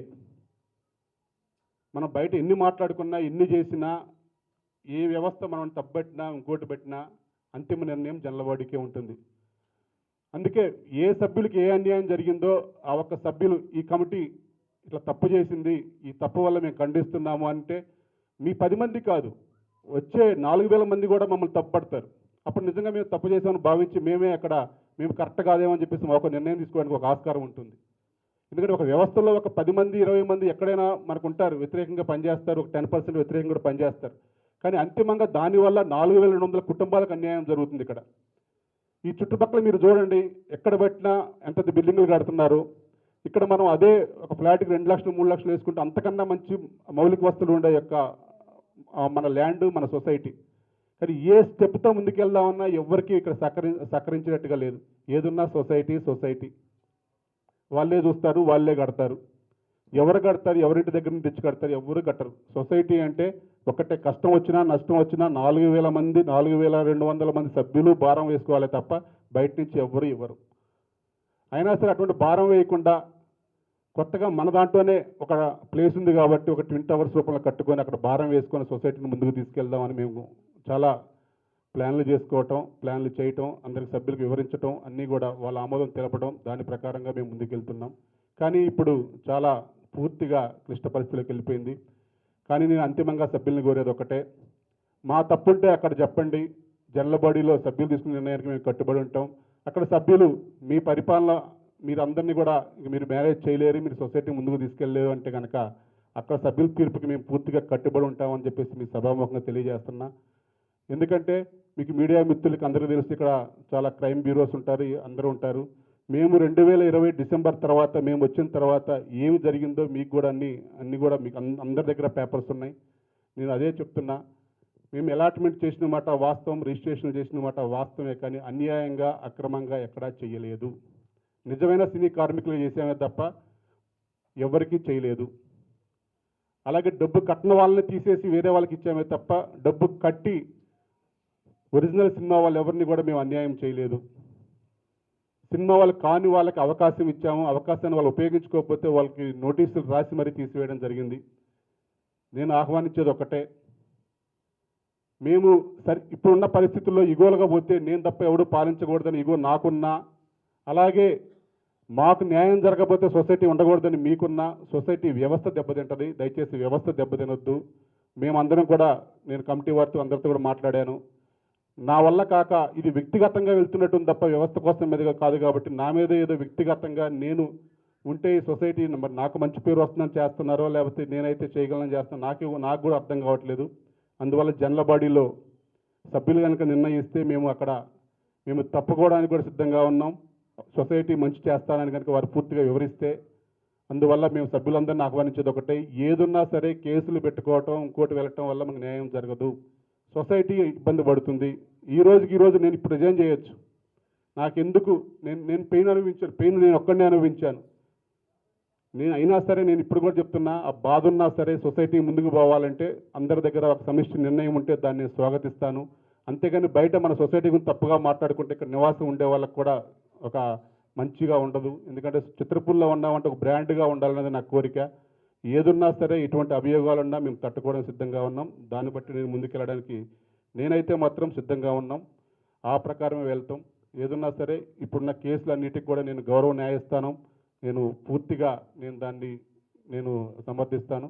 నాకు మంచి న్యాయం జరిగిద్దని నేను భావిస్తాను. దీంట్లో ఎవరి మీద నాకు ఎటువంటి సభ్యులు పెట్టిన కంప్లైంట్స్ కానీ ఏదైనా సరే ఎవరి మీద నాకు కోప తాపాలు కానీ ఏమీ లేవు. వ్యవస్థ కోసం మంచి రోజులు రావాలని కోరుకుంటున్నా. దాని ప్రకారమే నేను పూర్తిగా సహకరిస్తానని చెప్పేసి సభాముఖం తెలియజేస్తున్నా. మరలా మీ ద్వారా తెలియజేసేది ఒకటే, వారి దగ్గర ఏ ఆధారాలు ఉన్నా, ఎందుకంటే సభ్యులకు అసలు ఎందుకు జైలుకు పోతున్నారు, ఎందుకు ఈ రోజు కేసులు, ఎందుకు అనేది మా సభ్యులకు అర్థం కావాలి. బయట వాళ్ళు అడుగుతున్నారు తప్ప సభ్యుల్లో ఎవరికి అర్థం కావట్లా. రేపొద్దున ఇబ్బంది పడేది సొసైటీ సభ్యులు మాత్రమే. బయట వాళ్ళు వచ్చి సొసైటీని కాపాడలేరు. మంచి చేయాలన్నా సరే సొసైటీ సభ్యులే చేయాలి, చెడు చేయాలన్నా సొసైటీ సభ్యులే చేయాలి. కాబట్టి సొసైటీ సభ్యుల సమక్షంలో ఒక నిర్ణయం తీసుకుందాం. ఆ రోజు నేను ఇండస్ట్రీ పెద్దల్ని, అంటే మా చిత్రపురి సభ్యుల్ని మరి బయట నుంచి ఇక్కడ చేసేది ఏముండదు. ఈ చిత్రపురి సభ్యుల యొక్క సమస్యని చిత్రపురి సభ్యులే పరిష్కారం చేసుకోవాలి. కాబట్టి చిత్రపురి సభ్యులందరినీ కూడా ఆహ్వానిస్తాం. దాంట్లో సభ్యులుగా ఉన్న పెద్దవాళ్ళందరినీ కూడా వారిని ఆహ్వానించి వారి సమక్షంలో ఒక గ్రీవియన్స్ కమిటీ కూడా వేసుకొని ఆ కమిటీ సమక్షంలో ప్రతి సమస్య పరిష్కారానికి మేము ముందుంటాం. ఆ తర్వాత అంతిమ తీర్పుగా సభ్యులు ఏది ఇస్తే దానికి నేను పూర్తిగా కట్టుబడి ఉంటానని చెప్పేసి మరొకసారి తెలియజేస్తున్నా. మేమైతే మాత్రం ఈ కమిటీ ఎటువంటి తప్పు చేయలేదు, తప్పుడు రిజిస్ట్రేషన్లు చేయలేదు, తప్పుడు సభ్యత్వాలు ఇవ్వలేదు, తప్పు పనులు ఏమీ చేయలేదు, ఒక్క రూపాయి కూడా మిస్యూజ్ అయితే చేయలేదు. మేము జైల్లో ఉండి కూడా ఇక్కడ ఎంఐజీ వాళ్ళకి ప్రాజెక్ట్ ఆగకూడదనే ఉద్దేశంతో ఒక వీడిఎఫ్ ప్రాజెక్ట్ స్టార్ట్ చేసాం. 4 కోట్ల రూపాయల ప్రాజెక్ట్ కింద వీడిఎఫ్ స్లాబ్ ఉంటుందన్నమాట సెల్లార్లో. అది కూడా ఆగిపోయింది. ఇప్పుడు ఫైనల్గా నిన్న మీరు చూసే ఉంటారు, అది కూడా మీకు వచ్చి ఉంటుంది, పంపించే ఉంటారు కొందరు మిత్రులు. సొసైటీ అకౌంట్ ట్రాన్సాక్షన్ ఏది ఇంక చేయకూడదు అని చెప్పారు. దానికి ఎలా వెళ్ళారంటే, నేను లోపల ఉన్నప్పుడు ఇక ఈ వ్యక్తికి ఇక ఒక 10 years వరకు ఇక బెయిల్ రాదు, లోపలే ఉంటాడు అని సభ్యులను మభ్యపెట్టడం. ఇక్కడ ఈ 11 మంది కమిటీ సభ్యులు పారిపోయారు. కానీ వేరే సభ్యులు ఇక్కడ బ్యాంక్ అకౌంట్స్ ఆపరేషన్ చేస్తున్నారు, మిస్ అప్రాపరేషన్ ఫండ్స్ చేస్తున్నారు. కాబట్టి బ్యాంక్ అకౌంట్ సీజ్ చేయండి అని చెప్పేసి వాళ్ళు కోర్టుకి వెళ్ళారు. సరే, కోర్టు న్యాయస్థానం వారు మంచి తీర్పు ఇచ్చారు. ఏదున్నా సరే అట్లా మిస్ అప్రాపరేషన్ ఫండ్స్ కాకూడదు కాబట్టి డీసీఓను ఆపరేషన్ చేయమని కోఆపరేటివ్ అధికారులకి ఇచ్చారు. నేను దాన్ని స్వాగతిస్తున్నా. వారు గెలిచామని తృప్తిపడ్డా. ఎందుకంటే ఇక రేపటి నుంచి వాళ్ళు ఆపరేషన్ చేస్తే వాళ్ళు ఏ విధంగా చేస్తారు, ఫండ్స్ ₹1 మిస్యూజ్ అయిందని మమ్మల్ని అనే అధికారం కూడా ఎవరికీ ఉండదు. ఇంకా మేము దాన్ని 100%గా స్వాగతిస్తున్నాం. అది తీర్పు గవర్నమెంట్ అధికారులకే ఇచ్చింది కాబట్టి వారికి ఉన్న వర్క్ ఎలా చేస్తారో, మరి మనకు వాటర్ బిల్స్ కానీ, పవర్ బిల్స్ కానీ, లేకపోతే మన కన్స్ట్రక్షన్కి కానీ మరి వాళ్ళు ఎలా కంప్లీట్ చేస్తారో మాకు త్వరలో తెలుసు. అది ఆర్డర్ నిన్నే వచ్చింది, ఆల్రెడీ మీ అందరికి కూడా వచ్చే ఉంటుంది. దానికైతే మేము స్వాగతిస్తున్నాం. మాకు అకౌంట్ చెక్ పవర్ లేదని మేము ఫీల్ కూడా కావట్లా. పని కంప్లీట్ కాబట్టి దగ్గరుండి మేము వాళ్ళు పని చేపిస్తానంటే మేము దగ్గరుండి పని చూసుకొని పని కంప్లీట్ చేయడానికి మేము ప్రయత్నం చేస్తాం. దానికైనా సరే సిద్ధంగా ఉన్నామని చెప్పేసి మరొకసారి తెలియజేస్తున్నా. ఇంకా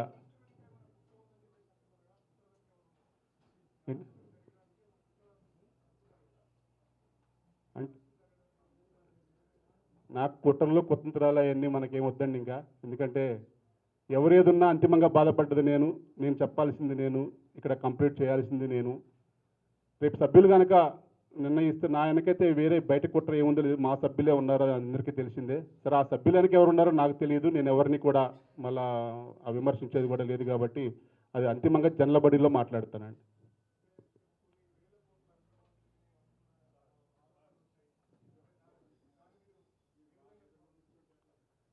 సార్, ఒక్కటే ఇందాక కూడా చెప్పాను, మన సొసైటీ ల్యాండ్ 67 ఎకరాల 16 గుంటలు. దీంట్లో ఒక గజం కూడా పక్కకు పోలేదు. ఒకటి, ఇది కన్స్ట్రక్షన్ ప్రాజెక్ట్ కాస్ట్ 768 కోట్ల రూపాయలు. 768 కోట్ల రూపాయలతో ప్రాజెక్ట్ అంతా కంప్లీట్ చేసాం. ఆల్రెడీ ఏదైతే ఎక్సెస్ అమౌంట్ ఇచ్చామో ఆ అమౌంట్ అంతా కూడా మళ్ళీ తిరిగి రావాలని చెప్పేసి ఐవీఆర్ఎస్ఎల్ కంపెనీ ఒప్పుకోవటం, యువర్స్ కన్స్ట్రక్షన్ ఒప్పుకోవటం కూడా, అది కూడా ఈ కమిటీ సాధించింది. మేము ఈ కమిటీ అన్ని పోరాటాలే చేశాం. గతంలో జరిగిన అన్నిటి కూడా 2020కి ముందు జరిగిన అన్నిటిని కూడా ఇచ్చిన అడ్వాన్సులు కానీ వాటిని కానీ మేము తిరిగి వెళ్ళి కోర్టులకు వెళ్ళి సాధించుకొని అంతా కూడా మళ్ళీ రికవరీ చేస్తున్నాం. అలాగే పర్మిషన్లు ఇచ్చాం, ఆక్షన్లోకి వెళ్ళిన బ్యాంకుని కాపాడాం. అలాగే ఆగిపోయిన ప్రాజెక్ట్ ఆగిపోయింది, టోటల్గా ఇక లేదు అన్న ప్రాజెక్ట్ని కంప్లీట్ చేసి చూపించాం. ఇక మేము ఇన్ని పనులు చేసాం తప్ప మేమైతే అవినీతి చేయలేదు. అవినీతి చేసినట్టుగా ఆరోపణ చూపించమనండి. ఆ తర్వాత రేపు సభ్యులు ఏ నిర్ణయం తీసుకున్నా దానికి పూర్తిగా కట్టుబడి ఉంటాం. విమర్శలు ఎవరు చేస్తారు? మా సభ్యులే చేస్తారు. మరి వారి యొక్క ఆంక్ష ఏంటో ఏమిటో రేపు జనలబడికి చెప్పుకోమని కోరుతున్నా.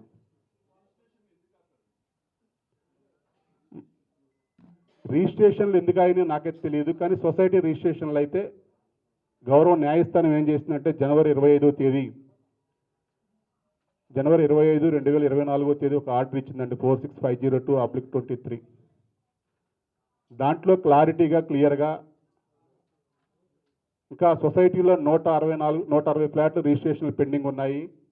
ఆ 160 ఫ్లాట్లు పెండింగ్ ఏ అయితే ఉన్నాయో ఇట్లా పలు కంప్లైంట్స్ వస్తున్నాయి కాబట్టి మరొకసారి ఆ 160 మంది రిజిస్ట్రేషన్లు డీసీఓ గారిని కమిషనర్ గారిని చెక్ చేసి మేనేజ్మెంట్ కమిటీకి ఇవ్వండి, వాళ్ళు రిజిస్ట్రేషన్ చేస్తారు అని చెప్పేసి అది 4 నెలల్లో కంప్లీట్ చేయండి అని మే 24వ తేదీకి డేట్ పెట్టి వాళ్ళు ఇవ్వడం జరిగింది. వారిని మేము సంప్రదించాము. ఈ ఎలక్షన్స్లో ఉన్నాం కాబట్టి కొంచెం వ్యవధి ఇవ్వండి అని చెప్పేసి వారు కాలయాపన చేయడం జరిగింది. వారికి ఉన్న ఒత్తిడి మేర మరి వారు ఇస్తే కంపల్సరీగా రిజిస్ట్రేషన్ చేయవలసిందే. అలా అని సెకండ్ రిజిస్ట్రేషన్ కూడా అయినాయి అని చెప్పేసి మా దృష్టికి వచ్చినప్పుడు మేము వారిని అడిగాము. మేము వాళ్ళు చేస్తాము కానీ మాకు ఆఫీసర్ల నుంచి పర్మిషన్ కావాలి అన్నారు. కానీ మాకు ఎటువంటి ఆపినట్టుగా ఎటువంటి ఆధారం అయితే వాళ్ళు చూపలేకపోయారు. మరి ఎందుకు ఆపారు అనేది మాకైతే అఫీషియల్గా రీజన్ లేదు.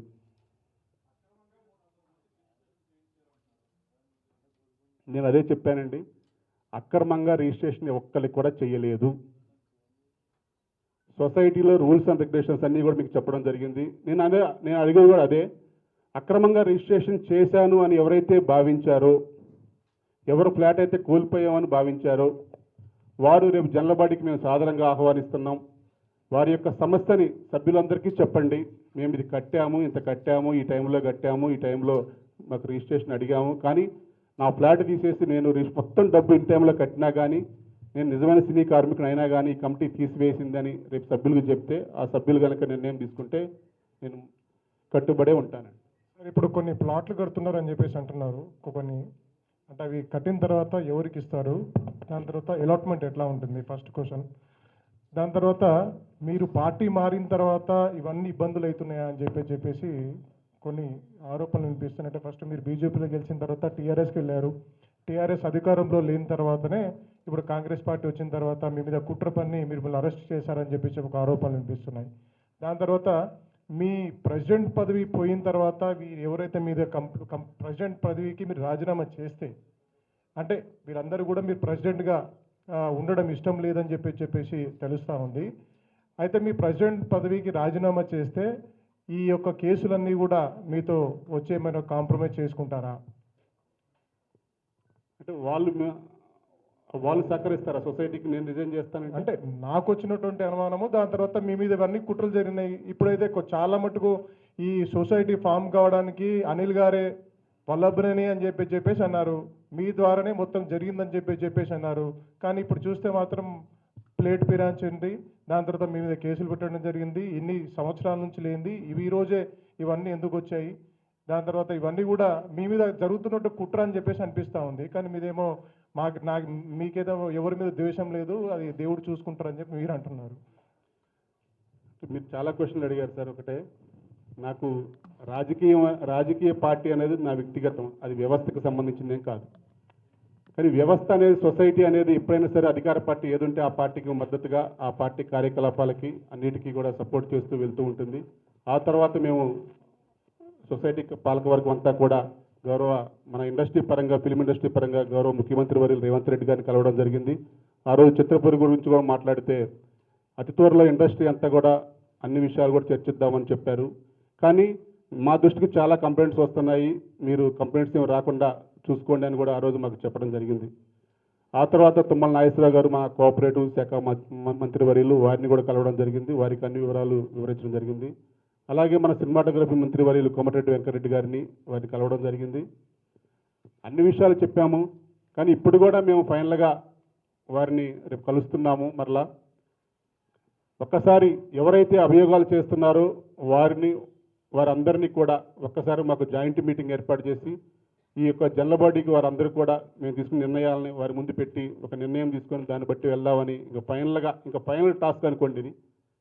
ఎందుకంటే ఏ నిర్ణయం అయినా సరే ఇప్పుడు తీసుకోకపోతే ఇక సొసైటీ ప్రతి నెల ఇంట్రెస్ట్ రూపంలో ₹1 కోటి లాస్ అయ్యే పరిస్థితిలో ఉందండి. ఇక్కడ నా స్వార్థం కోసం నేను ఇదే సీట్లో కూర్చుంటా అని చెప్పేసి ఒక రూమ్కి డోర్ వేసుకొని ఏసీ వేసుకొని కూర్చుంటే నెలకు ₹1 కోటి పెరిగింది.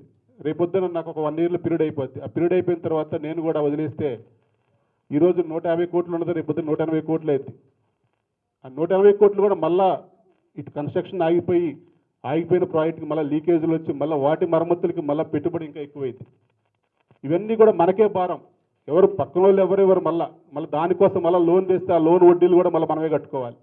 ఇవన్నీ ఉంటాయి కాబట్టి నేను దానికి పూర్తిగా నేను సభ్యుల నిర్ణయానికి కట్టుబడి ఉంటా. అలాగే మీరు చెప్పినట్టుగా ఇప్పుడు ఒక నేను ఆఫర్గానే భావిస్తాను దాన్ని. నేను రిజైన్ చేస్తే సొసైటీకి వాళ్ళు సహకరిస్తామని కనుక మీ ద్వారా ఆ పెద్దలందరూ ఎవరన్నా కనుక నిజంగా అందరితో మాట్లాడి అనిల్ ఒక్కడు తప్పుకుంటే మేము అందరం సహకరిస్తామని చెప్పేసి అటువంటి ఆధారంతో కనుక వస్తే అది తీర్మానం రేపు జల్లబడిలో పెట్టుకొని నేను కమిటీ సభ్యులుగా ఇక్కడ పక్కనే కూర్చుంటా. వాళ్ళకి నచ్చిన వాళ్ళని ప్రెసిడెంట్గా ఎన్నుకోమనండి. హ్యాపీగా దానికి కూడా నేను స్వాగతిస్తున్నా. రో హౌస్ ఉండాలి, దాని తర్వాత బీఆర్ఎస్ ప్రభుత్వంలో రో హౌస్ ఉండాలి, అక్కడ ఉండాలని చెప్పేసి అన్నారు. మళ్ళీ ఇప్పుడు రో హౌస్ తీసేసి మళ్ళీ ప్లాట్లు కట్టమని చెప్పేసి ఒకటి అంటున్నారు. అట్లేం లేదండి. మున్సిపాలిటీ వాళ్ళు నోటీస్ కూడా ఇచ్చారు కదా రో హౌస్ గురించి. రో హౌస్ గురించి నోటీస్ అంటే ఇక్కడ కన్స్ట్రక్షన్ ఒక 6 రోజులు ఎక్కువ కట్టారని చెప్పేసి వారు కోర్టుకి వెళ్ళడం జరిగింది. అక్కడ కోర్టు ఏమో అసలు వాస్తవాన్ని ఇవ్వమంటే వాస్తవాన్ని ప్రజెంటేషన్ చేస్తే అసలు టోటల్గా ఇది మరి జీవో ప్రకారం కట్టారా లేదా అని చెప్పేసి అది కోర్టు పరిధిలో ఉంది. మరి అది కోర్టు ఏ నిర్ణయం ఇస్తుందో దాని ప్రకారం మేము ముందుకెళ్ళడానికి మేము సిద్ధంగా ఉన్నాం. మేము దాని మీద డెసిషన్ తీసుకునేది ఏం లేదండి. హెచ్ఎండి పర్మిషన్ ఇచ్చింది, దాని ప్రకారం మేము కట్టాము, దాని ప్రకారం మేము నివాసం ఉంటున్నాం. కానీ దాంట్లో కొందరు సభ్యులు రో హౌస్ సభ్యులే కోర్టుకి వెళ్ళారు. అది కోర్టు పరిధిలో ఉంది. అది వారి నిర్ణయం. మరి రో హౌస్ మీద వారు ఏ నిర్ణయం తీసుకుంటే మేము ఆ నిర్ణయానికి కట్టుబడి ఉండాలి తప్ప మేము మా వ్యక్తిగత నిర్ణయం అయితే ఏమి ఉండదు. ఉన్నాయి కదా, ఉంటున్నారు కూడా దాంట్లో. అదే నోటీస్ వాళ్ళు కంప్లైంట్ పెట్టారు రో హౌస్ సభ్యులు. దానికి మున్సిపాలిటీ వాళ్ళు మొత్తం వచ్చి పడేశారు, మీకు తెలుసు. మొత్తం డిస్మాండ్లింగ్ చేశారు, తర్వాత కోర్టుకి వెళ్ళారు. అది కోర్టు పరిధిలో ఉంది. అది కూడా నాకు తెలిసి ఒక 3-4 నెలల్లో రిపోర్ట్ వస్తుంది. అంతవరకు కన్స్ట్రక్షన్ ఆపేసాము, మేమైతే చేయట్లే కన్స్ట్రక్షన్. మాకు సొసైటీకి మున్సిపాలిటీ వాళ్ళు కన్స్ట్రక్షన్ ఆపేయండి రో హౌస్ అని చెప్పారు. దాని ప్రకారం అన్ని కూడా రో హౌస్లన్నీ కూడా సొసైటీ కన్స్ట్రక్షన్ చేయట్లేదు. 5 మంది సభ్యులు మీపైనే కేసులు వేస్తున్నారు కదా, మరి దానిపైన మీరు క్లారిటీ ఇవ్వండి. ఎవరు ఇస్తున్నారు, ఎందుకు ఇలా చేస్తున్నారు? సార్, మా మీద ఎవరు కేసులు వేసినా మ్యాచ్ ఇప్పటి వరకు వేసిన వాళ్ళందరితో కూడా చర్చించాము. మరి వాళ్ళని మేము ఎందుకు రీచ్ కాలేకపోతున్నామో చాలాసార్లు పెద్దల సమక్షంలో మాట్లాడాము. వారి కోరికలు మేము తీర్చలేని పరిస్థితిలో ఉన్నామని నేను భావిస్తున్నా. ఏదైనా సొసైటీ ఒక సభ్యునికి ఆ సభ్యునికి జరిగిన అన్యాయం మీద కానీ ఆ సభ్యునికి ఏమన్నా అన్యాయం జరిగితే అన్యాయం చెప్పుకోవచ్చు. దానికి మేము తీర్చగలిగితే తీర్చుతాము, తీర్చలేకపోతే అది తప్పుగా మేము భావిస్తాం. కానీ ఇక్కడ మరి అందరితో మాట్లాడాం. మరి వారి కోరికలు ఎందుకు, మరి వారి కోరికలు మేము ఏం తీర్చలేకపోయామో మరి మాకైతే తెలియదు. కానీ అన్ని విధాలా మాట్లాడాము, అన్ని విధాలా చాలాసార్లు మాట్లాడి మేము సాధ్యమైనంత వరకు మేము చేస్తామని చెప్పామే, కానీ మేము ఎప్పుడు కూడా చేయలేదని చెప్పలేదు. మరి వారు ఎందుకు చేస్తున్నారు అనేది వారే వివరించాలి. వారు కనుక జనబడిలో వచ్చి సభ్యులందరికీ అర్థమయ్యేటట్టుగా చెప్తే, సభ్యులు ఆమోదిస్తే నేను దానికి పూర్తిగా ఏకీభవిస్తానని మళ్ళీ ఒకసారి చెప్తున్నా.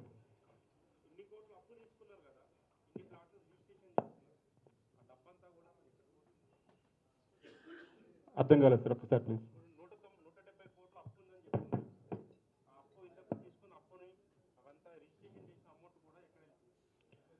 అదే సార్ నేను చెప్పింది మీకు క్లారిటీగా. సొసైటీలో ఏంటంటే 2009లో ప్రాజెక్టు స్టార్ట్ అయినప్పుడు ఒక కాస్ట్ నిర్ణయించుకోవడం జరిగింది. ఆ కాస్ట్ నిర్ణయించుకుంది ఒక 3 సంవత్సరాలలో 36 మంత్స్లో ప్రాజెక్ట్ కంప్లీట్ కావడానికి మాత్రమే. ఆ ప్రాజెక్ట్ కంప్లీట్ కావడానికి ఆ బడ్జెట్ సరిపోక సభ్యులు కట్టేది ఇన్ టైంలో కట్టలేక ప్రాజెక్టు డిలే కావడంతో లోన్లకు వెళ్ళడం జరిగింది ఎస్బీఐ బ్యాంక్ నుంచి. సుమారు విడతల వారీగా సుమారు 150 కోట్లు శాంక్షన్ అయితే 130 కోట్ల రూపాయలు లోన్ తీసుకోవడం జరిగింది. అంటే ఇప్పుడు కాదండి ఆ లోన్ తీసుకుంది, మళ్ళీ నేను వచ్చాకని కాదు, ఇది 2009 నుంచి జరిగే ట్రాన్సాక్షన్. మేము వచ్చిన తర్వాత వారు గతంలో 130 కోట్లకి 70 కోట్ల రూపాయలు ఇంట్రెస్ట్ కట్టారు. ఆ 70 కోట్లు సుమారు ఫైనల్గా అంతిమంగా ఇన్స్టాల్మెంట్స్ కట్టలేక బ్యాంకు అప్పే తీర్చలేని పరిస్థితులకు సొసైటీ వెళ్ళిపోయింది. దానికి తోడు ఐవీఆర్సీఎల్ కంపెనీ 2016లో ఐపీ పెట్టడంతో ఆ ప్రాజెక్టు ఐవీఆర్సీఎల్ కంపెనీ కొన్ని అడ్వాన్సుల రూపంలో వెళ్ళడం జరిగింది. అది బ్యాక్లాగ్లోకి వెళ్ళిపోయింది. ఆ తర్వాత అదే ఐవీఆర్సీఎల్ కొందరు సబ్ కాంట్రాక్టర్లు పెట్టి వర్క్ చేస్తూ దాని రూపంలో కూడా, ఎందుకంటే ఆ రోజు త్వరగా ప్రాజెక్ట్ కంప్లీట్ చేయాలనే ఉద్దేశంతో అడ్వాన్సులు ఎక్కువగా ఇచ్చుకుంటా వెళ్ళి ఫైనల్గా ఐవీఆర్సీఎల్ కొలాప్ట్ అయిపోయే టైంకి 90 కోట్ల రూపాయల అడ్వాన్సుల రూపంలో వెళ్ళిపోయింది వాళ్ళకి. అవన్నీ కూడా సభ్యుల మీద భారం వేయలేము, అంతంత భారాలు వేయలేము. దాన్ని తట్టుకుంటా నిలబట్టుకుంటా ముందు బ్యాంకు అప్పు తీర్చాలి. బ్యాంకు అప్పు తీర్చకపోతే 67 ఎకరాల 16 గుంటలది మన సింగిల్ డాక్యుమెంట్, దాని వాల్యూ 3,000 కోట్ల రూపాయల డాక్యుమెంట్ వాల్యూ. ఆ రోజు అదే ఎస్బీఐ బ్యాంక్ దగ్గరికి ఫైనల్గా third auction notice, online auction, అది ప్రైవేట్ ఆక్షన్ కూడా కాదు, మళ్ళీ ఓపెన్ ఆక్షన్ కూడా కాదు. ఆ రోజు క్లియర్గా ఇక మేము అందరి దగ్గర తిరిగి మేము కట్టలేక చేయలేకుండా చదలవాడి గారి దగ్గర ఆ రోజు ఒక సింగిల్ సెటిల్మెంట్ చేసుకొని ఎస్బీఐ బ్యాంక్ వాళ్ళతో ఆ రోజు చదలవాడి గారి దగ్గర నుంచి డబ్బు తెచ్చుకొని అప్పు తీర్చడం జరిగింది. ఆ తర్వాత మేము సభ్యుల దగ్గర నుంచి డబ్బు పెంచుకొని ముందు వర్క్ కంప్లీట్ చేసుకుందాం ఉద్దేశంతో, వర్క్ ఆగకుండా ఉండాలనే ఉద్దేశంతో ముందు వర్క్ కంప్లీట్ చేయడానికే ఫోకస్ చేస్తూ వెళ్తున్నామే తప్ప ఈ యొక్క భారాన్ని ప్రాజెక్టు, ఎందుకంటే ట్విన్ టవర్స్ ప్రాజెక్టు 6 సంవత్సరాల నుంచి దాన్ని స్టార్ట్ చేస్తున్నామండి. పర్మిషన్లు రాక చాలా ఇబ్బంది పడతా, డ్రాయింగ్లు మార్చుకుంటా. ఎందుకంటే మన చిత్రపురి కాలనీలో మీరు చూస్తూ ఉన్నారు, మన చిత్రపురి కాలనీలో మాత్రమే 120 ఫీట్ రోడ్డు ఉంటుంది, అటు ఉండదు ఇటు ఉండదు. మీరు మెయిన్ రోడ్ చూసుంటారు, అది ఓన్లీ ఒక ఆఫ్ రోడ్డే, ఇంకా ఆఫ్ రోడ్డు ఉంది ఆడ. కానీ మన చిత్రపురి కాలనీలో 120 ఫీట్ రోడ్డు ఎందుకు, దాన్ని 100 ఫీట్లు రోడ్ చేస్తే బాగుంటుంది. ఆ 20 ఫీట్లు కలవటం వల్ల సుమారు మనకు 1 ఎకర్ కలిసిద్ది కిందకి మీదకి, ఆ కమాన్ నుంచి ఈ కమాన్ దాకా. దానికోసం గతంలో ఒక 2 సంవత్సరాలు పైరువే చేశాం.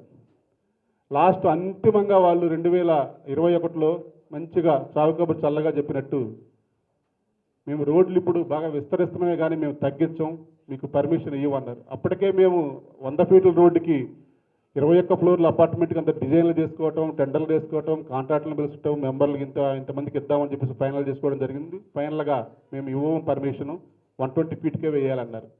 120 ఫీట్కి వేయాలి అంటే అక్కడ మీకు చాలా సమస్యలు ఉన్నాయి. ఆ పక్క చెరువు, ఎఫ్టీఎల్ పర్మిషన్ కావాలి. దానికోసం కూడా తిరిగాము, ఎఫ్టీఎల్ పర్మిషన్ కూడా తెచ్చాము. ఎఫ్టీఎల్ పర్మిషన్ తెచ్చిన తర్వాత ఎఫ్టీఎల్ పర్మిషన్ గవర్నమెంట్ ఇరిగేషన్ నుంచి డైరెక్ట్గా హెచ్ఎండిఏకి ఇచ్చింది. తర్వాత 2022లో కొన్ని రూల్స్ మార్చారు హెచ్ఎండిఏ. ఇరిగేషన్ నుంచి మళ్ళీ కలెక్టర్ దగ్గర నుంచి మళ్ళీ హెచ్ఎండిఏకి రావాలన్నారు ఎఫ్టీఎల్. మళ్ళా రెడ్డి వచ్చి మొదలుపెట్టి మళ్ళీ ఎఫ్టీఎల్ మళ్ళీ ఇక్కడి నుంచి ఆడికి వెళ్ళేసరికి 2023 అయింది. దాంట్లో అది కూడా ఒక స్క్వేర్ బిట్ లాగా ఉంటుంది, సన్నగా కోసుగా పక్క ఎఫ్టీఎల్ వదిలేయాలి 1 ఎకర్లో, అది 4 ఎకరాల 20 గుంటలు అండి. అది దాంట్లో 1 ఎకర్ 39 గుంటాస్ ఎఫ్టీఎల్ ఉంటుంది. ఎఫ్టీఎల్ వదిలేసి ఉన్న దాంట్లో బిల్డింగ్ కడితే ట్విన్ టవర్స్ రూపంలో దాన్ని బిల్డింగ్ కట్టడానికి ఒక సైడ్ ఏమో ఓన్లీ సింగిల్ ఫ్లాట్ వస్తుంది, ఒక సైడ్ మాత్రం డబుల్ ఫ్లాట్లు వస్తాయి. అలా డిజైన్ చేసుకోవడానికి చాలా కష్టపడ్డాము. ఎందుకంటే ఎఫ్టీఎల్ కాబట్టి దాని సాయిల్ టెస్టులు అవన్నీ కూడా చేసుకొని ఎయిర్ ఫోర్సు, ఫైరు, ఎన్విరాన్మెంటల్ పర్మిషన్లు అన్నీ తీసుకోవడం జరిగింది.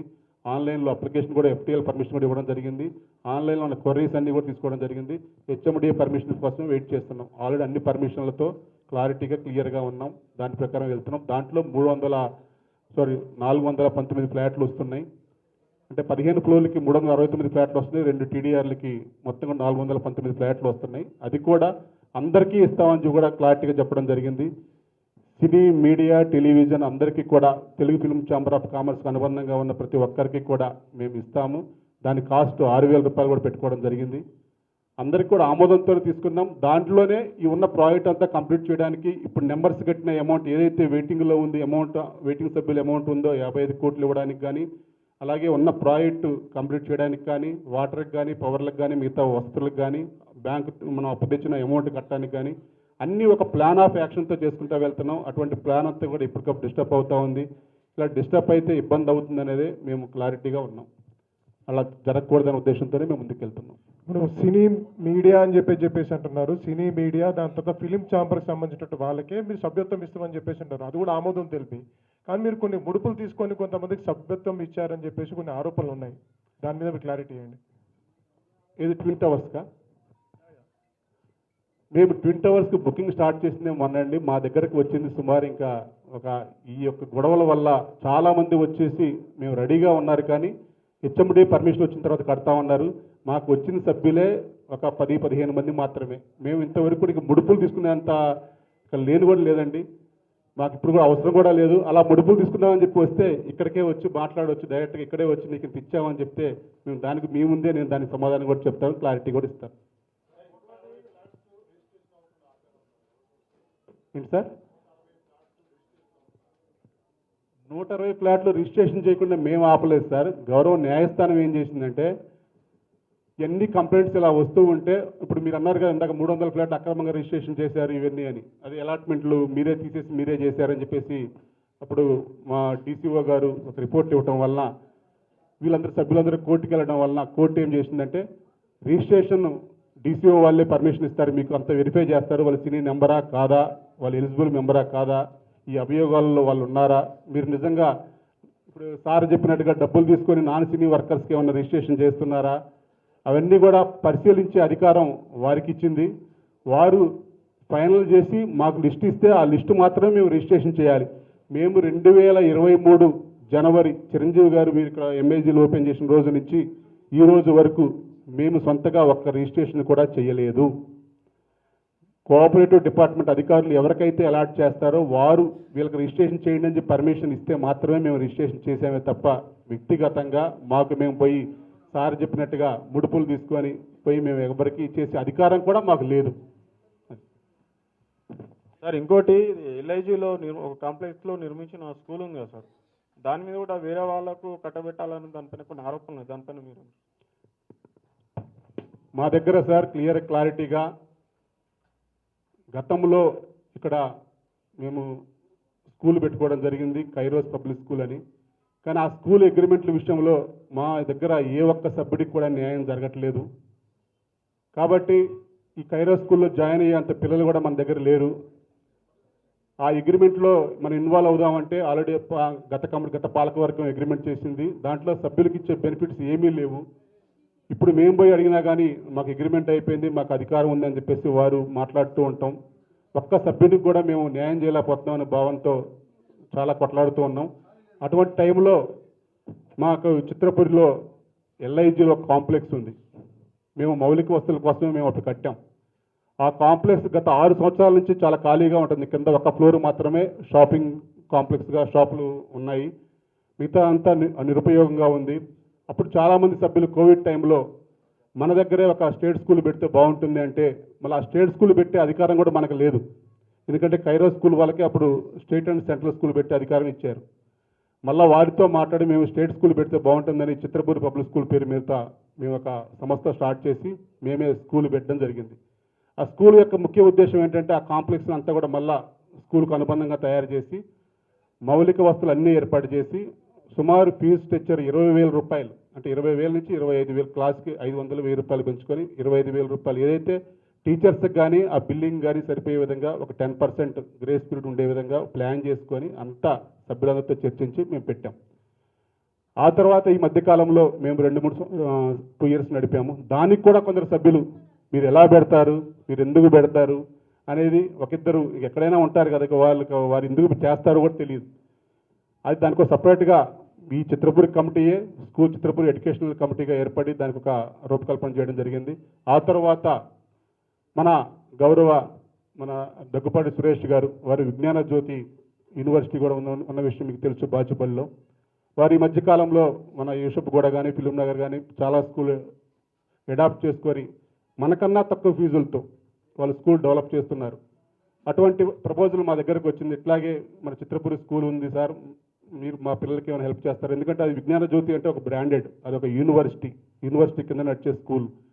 వారు సేమ్ మనతో సంప్రదింపులు జరిపిన తర్వాత మేము ఒకటే చెప్పాం, మేము ఇక్కడ పెట్టిన ఉద్దేశం ఇది సార్, మాకు ఫీజు స్ట్రక్చర్ మాకు పోయింది సార్, కైరో స్కూలు మాకు చాలా ఇబ్బంది పెట్టింది, మేము ఇలా ఉన్నాం అంటే మేము క్లారిటీగా మా కండిషన్స్ అన్నీ చెప్పాం.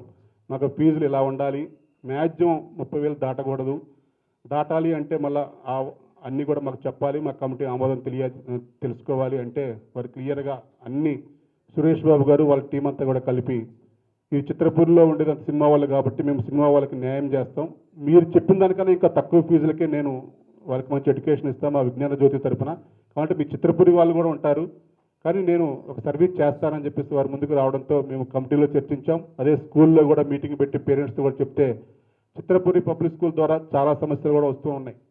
ఎందుకంటే మేమే ఉంటే అక్కడ అంతా మన కాలనీ పబ్లికే ఉంటే మాకు ఫీజుల దగ్గర గట్టిగా ఫోర్స్ చేసినా మళ్ళీ మాకే ఇబ్బంది. మమ్మల్ని అడుగుతారా, మేము మీకు ఎంత పని చేస్తున్నాం అంత పని చేస్తున్నాం అని చెప్పేసి మేము నడపడం కూడా కష్టంగా అయ్యే పరిస్థితుల్లోకి ఏర్పడిపోతుంది. అటువంటి టైంలో ఇది మంచి పరిణామం అని చెప్పేసి మేము అందరితో కూడా మాట్లాడిన తర్వాత మళ్ళీ వాళ్ళు రెంట్ కూడా పే చేసే విధంగా ఫీజులు యాజ్ టీజ్ ఒక అగ్రిమెంట్లో క్లారిటీగా ఏదైతే కైరో స్కూల్లో ఇబ్బంది పడ్డామో అటువంటి ఇబ్బందులు లేకుండా చిత్రపూర్లో నివాసం ఉండే వాళ్ళకి నిజమైన సినీ కార్మికులకి అలాట్మెంట్ అయిన సభ్యులందరికీ కూడా ఇప్పుడున్న ఫీజుల కన్నా ఇంకా 17,000 రూపాయల నుంచి 28,000 రూపాయలు ఫీజులు పెడతామని చెప్పేసి వారు మాట ఇవ్వడం, ఇవి 2 ఇయర్స్కి 5% పెంచుతామని అలా కండిషన్లన్నీ కూడా మాట్లాడుకొని చేయడం జరిగింది. దానివల్ల బెనిఫిట్ అవుతుంది, ఒక బ్రాండ్ పెరుగుతుంది. చుట్టుపక్కల ఎక్కడా కూడా ఒక యూనివర్సిటీకి సంబంధించిన స్కూల్ ఎక్కడా కూడా లేదు. ఒక విజ్ఞాన జ్యోతి యూనివర్సిటీ అనుబంధంగా పనిచేసే సంస్థకి మేము ఇస్తున్నామే కానీ వ్యక్తిగతంగా ఎవరు ఇన్స్టిట్యూట్ కాదు, ఎవరు సొంతగా వ్యాపారం చేద్దామనే ఉద్దేశంతో దాన్ని నడపట్లేదు. ప్లస్ సొసైటీకి రెంట్ కూడా పే చేస్తామన్నారు వాళ్ళు.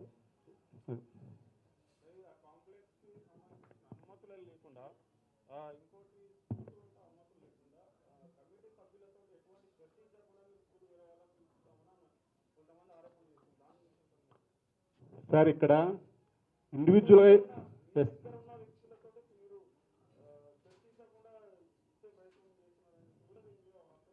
మా కమిటీ అంతా ఇక్కడే ఉందండి. మా కమిటీ అంటే చిత్రపూరి కమిటీ కానీ ఎవరు కాల్ ఇండివిజువల్గా నేను కమిటీ నేను ఆ కమిటీ అంటే ఆ కమిటీలు ఇక్కడ అన్ని గుర్తించరండి. ఇక్కడ ఓన్లీ ఏదైతే కమిటీ ఉందో ఆ నోటీస్ బోర్డులో ఉన్న 11 మందితో జరిగేదే ఫైనల్ తప్ప నేను ఎల్ఐజీ కానీ ఈడబ్ల్యూఎస్ కానీ ఎంఐజీ కానీ హెచ్ఐజీ కానీ రోవోస్లో కానీ మేము ఏం చేసామంటే కొత్తగా మేము వచ్చిన తర్వాత ఎక్కడెక్కడ వెల్ఫేర్ అసోసియేషన్లు ఏర్పాటు చేశాం. వెల్ఫేర్ అసోసియేషన్ యొక్క పరిధి ఏంటంటే అక్కడ ఉన్న వెల్ఫేర్ చూసుకోవడమే కానీ సొసైటీ సంస్థగత నిర్ణయాల్లోకి వాళ్ళకి అధికారం లేదు. ఇక్కడ అధికారం ఉండేది సొసైటీకి ఉంటుంది. సొసైటీ పాలక వర్గ మీటింగ్ పెట్టుకొని దానికి సపరేట్ బైలా తయారు చేసాం. దానికి సపరేట్ కమిటీగా ఈ కమిటీ ఉంది. అది ఎవరు ప్రెసిడెంట్ అయితే నెక్స్ట్ ఓన్లీ ఇప్పుడు ప్రెసిడెంట్ కాబట్టి ఇప్పుడు నేను దానికి చైర్మన్. నెక్స్ట్ ఇంకో కమిటీ వస్తే ఆ కమిటీ ఆటోమేటిక్గా దానికి చైర్మన్ అయితే తప్ప అది నా వ్యక్తిగత స్కూల్ కాదు, అది కాదు. వాళ్ళు చెప్పే వర్షన్ ఎలా ఉంటుందంటే ఇది ఉన్న పాలకవర్గం ఓన్గా రాసేసుకుంది అంటారు. అది కాదు. నేను అటువంటి అపోహలు ఉన్నా సొసైటీ పాలకవర్గం ఆటోమేటిక్గా మారితే ఆటోమేటిక్గా అక్కడ కూడా మారిపోతుంది. అలాగే ఉంటుంది తప్ప ఇది చిత్రపూరి సభ్యులకి బెనిఫిట్. కొందరు స్వార్థానికి మేము అందరినీ కూడా ఇక్కడ ఒకటే అండి నేను చెప్పేది, మీరు చెప్పేది మరలా చెప్తున్నా, మేము చెప్పేది అబద్ధమైనా నిజమైనా ఇక్కడ మీడియా ముందు ఏదో మాట్లాడారు ఏదో చేశారు అని కాదు. నేను మాట్లాడేది తప్పైతే మీ దగ్గర ఉన్న ఆధారాలతో ఇప్పుడు నేను పూర్తి ఆధారాలతో మీరు ఏం అడిగినా సరే పూర్తి ఇవ్వడానికి నేను అన్ని ఆధారాలతో వచ్చాను, ఒరిజినల్స్తో వచ్చాను ఎక్కడైనా సరే. ఎందుకంటే సొసైటీ ఇంత కష్టాల్లో ఉంది మీరు మమ్మల్ని ఆదుకోండి అని చెప్పేసి మేము ఎన్నిసార్లు అంటే గవర్నమెంట్ ఆఫీసుల చుట్టూ ఎన్నిసార్లు తిరిగామంటే మీరు ప్రతి రిప్రజెంటేషన్లో ఇచ్చాం సొసైటీ క్లిష్ట పరిస్థితిలో ఉంది ఆదుకోండి లేకపోతే సలహా ఇవ్వండి అంటే మీ ఫైనాన్షియల్ మ్యాటర్తో మాకు సంబంధం లేదంటారు. ఫైనాన్షియల్ మ్యాటర్ ఎవరు చేసుకోవాలి? మనం ఇక్కడ కూర్చొని చేసుకోవాలి. ఈ రోజు కూడా చూడండి క్లియర్గా 147 కోట్ల డెఫిసిట్. ఈ షీట్ మారదుగా, ఆడిట్ రిపోర్ట్ మారదుగా. 147 కోట్లు రేపు మొన్న మార్చికి లోటు బడ్జెట్. సభ్యుల దగ్గర నుంచి సింపుల్ మాట అండి, లాస్ట్ సభ్యుల దగ్గర నుంచి రావాల్సింది ఈరోజు మాకు 17 కోట్లు అన్ని వసూలు అయితే రోస్ కానీ ఎంఐజీ కానీ డూప్లెక్స్ కానీ, ఎందుకంటే కొంచెం మార్టిగేజ్ ఉన్న డబ్బులు బ్యాంకు లోన్ రిలీజ్ అయితేనే వస్తాయి. రిజిస్ట్రేషన్ జరగట్లేదు కాబట్టి ఆ మార్టిగేజ్ పర్మిషన్ రాలేదు కాబట్టి ఇంకా రిలీజ్ కాలేదు కాబట్టి అవి రాలేదు. 17 కోట్లు రావాలి. మేము ఖర్చు పెట్టవలసింది 164 కోట్లు. 17 కోట్లు మైనస్ చేస్తే 147 కోట్లు లోటు బడ్జెట్. ఇది ఎవరు వచ్చినా ఈ లోటు బడ్జెట్ కంప్లీట్ చేస్తూ వ్యవస్థను ముందుకు తీసుకెళ్తాను.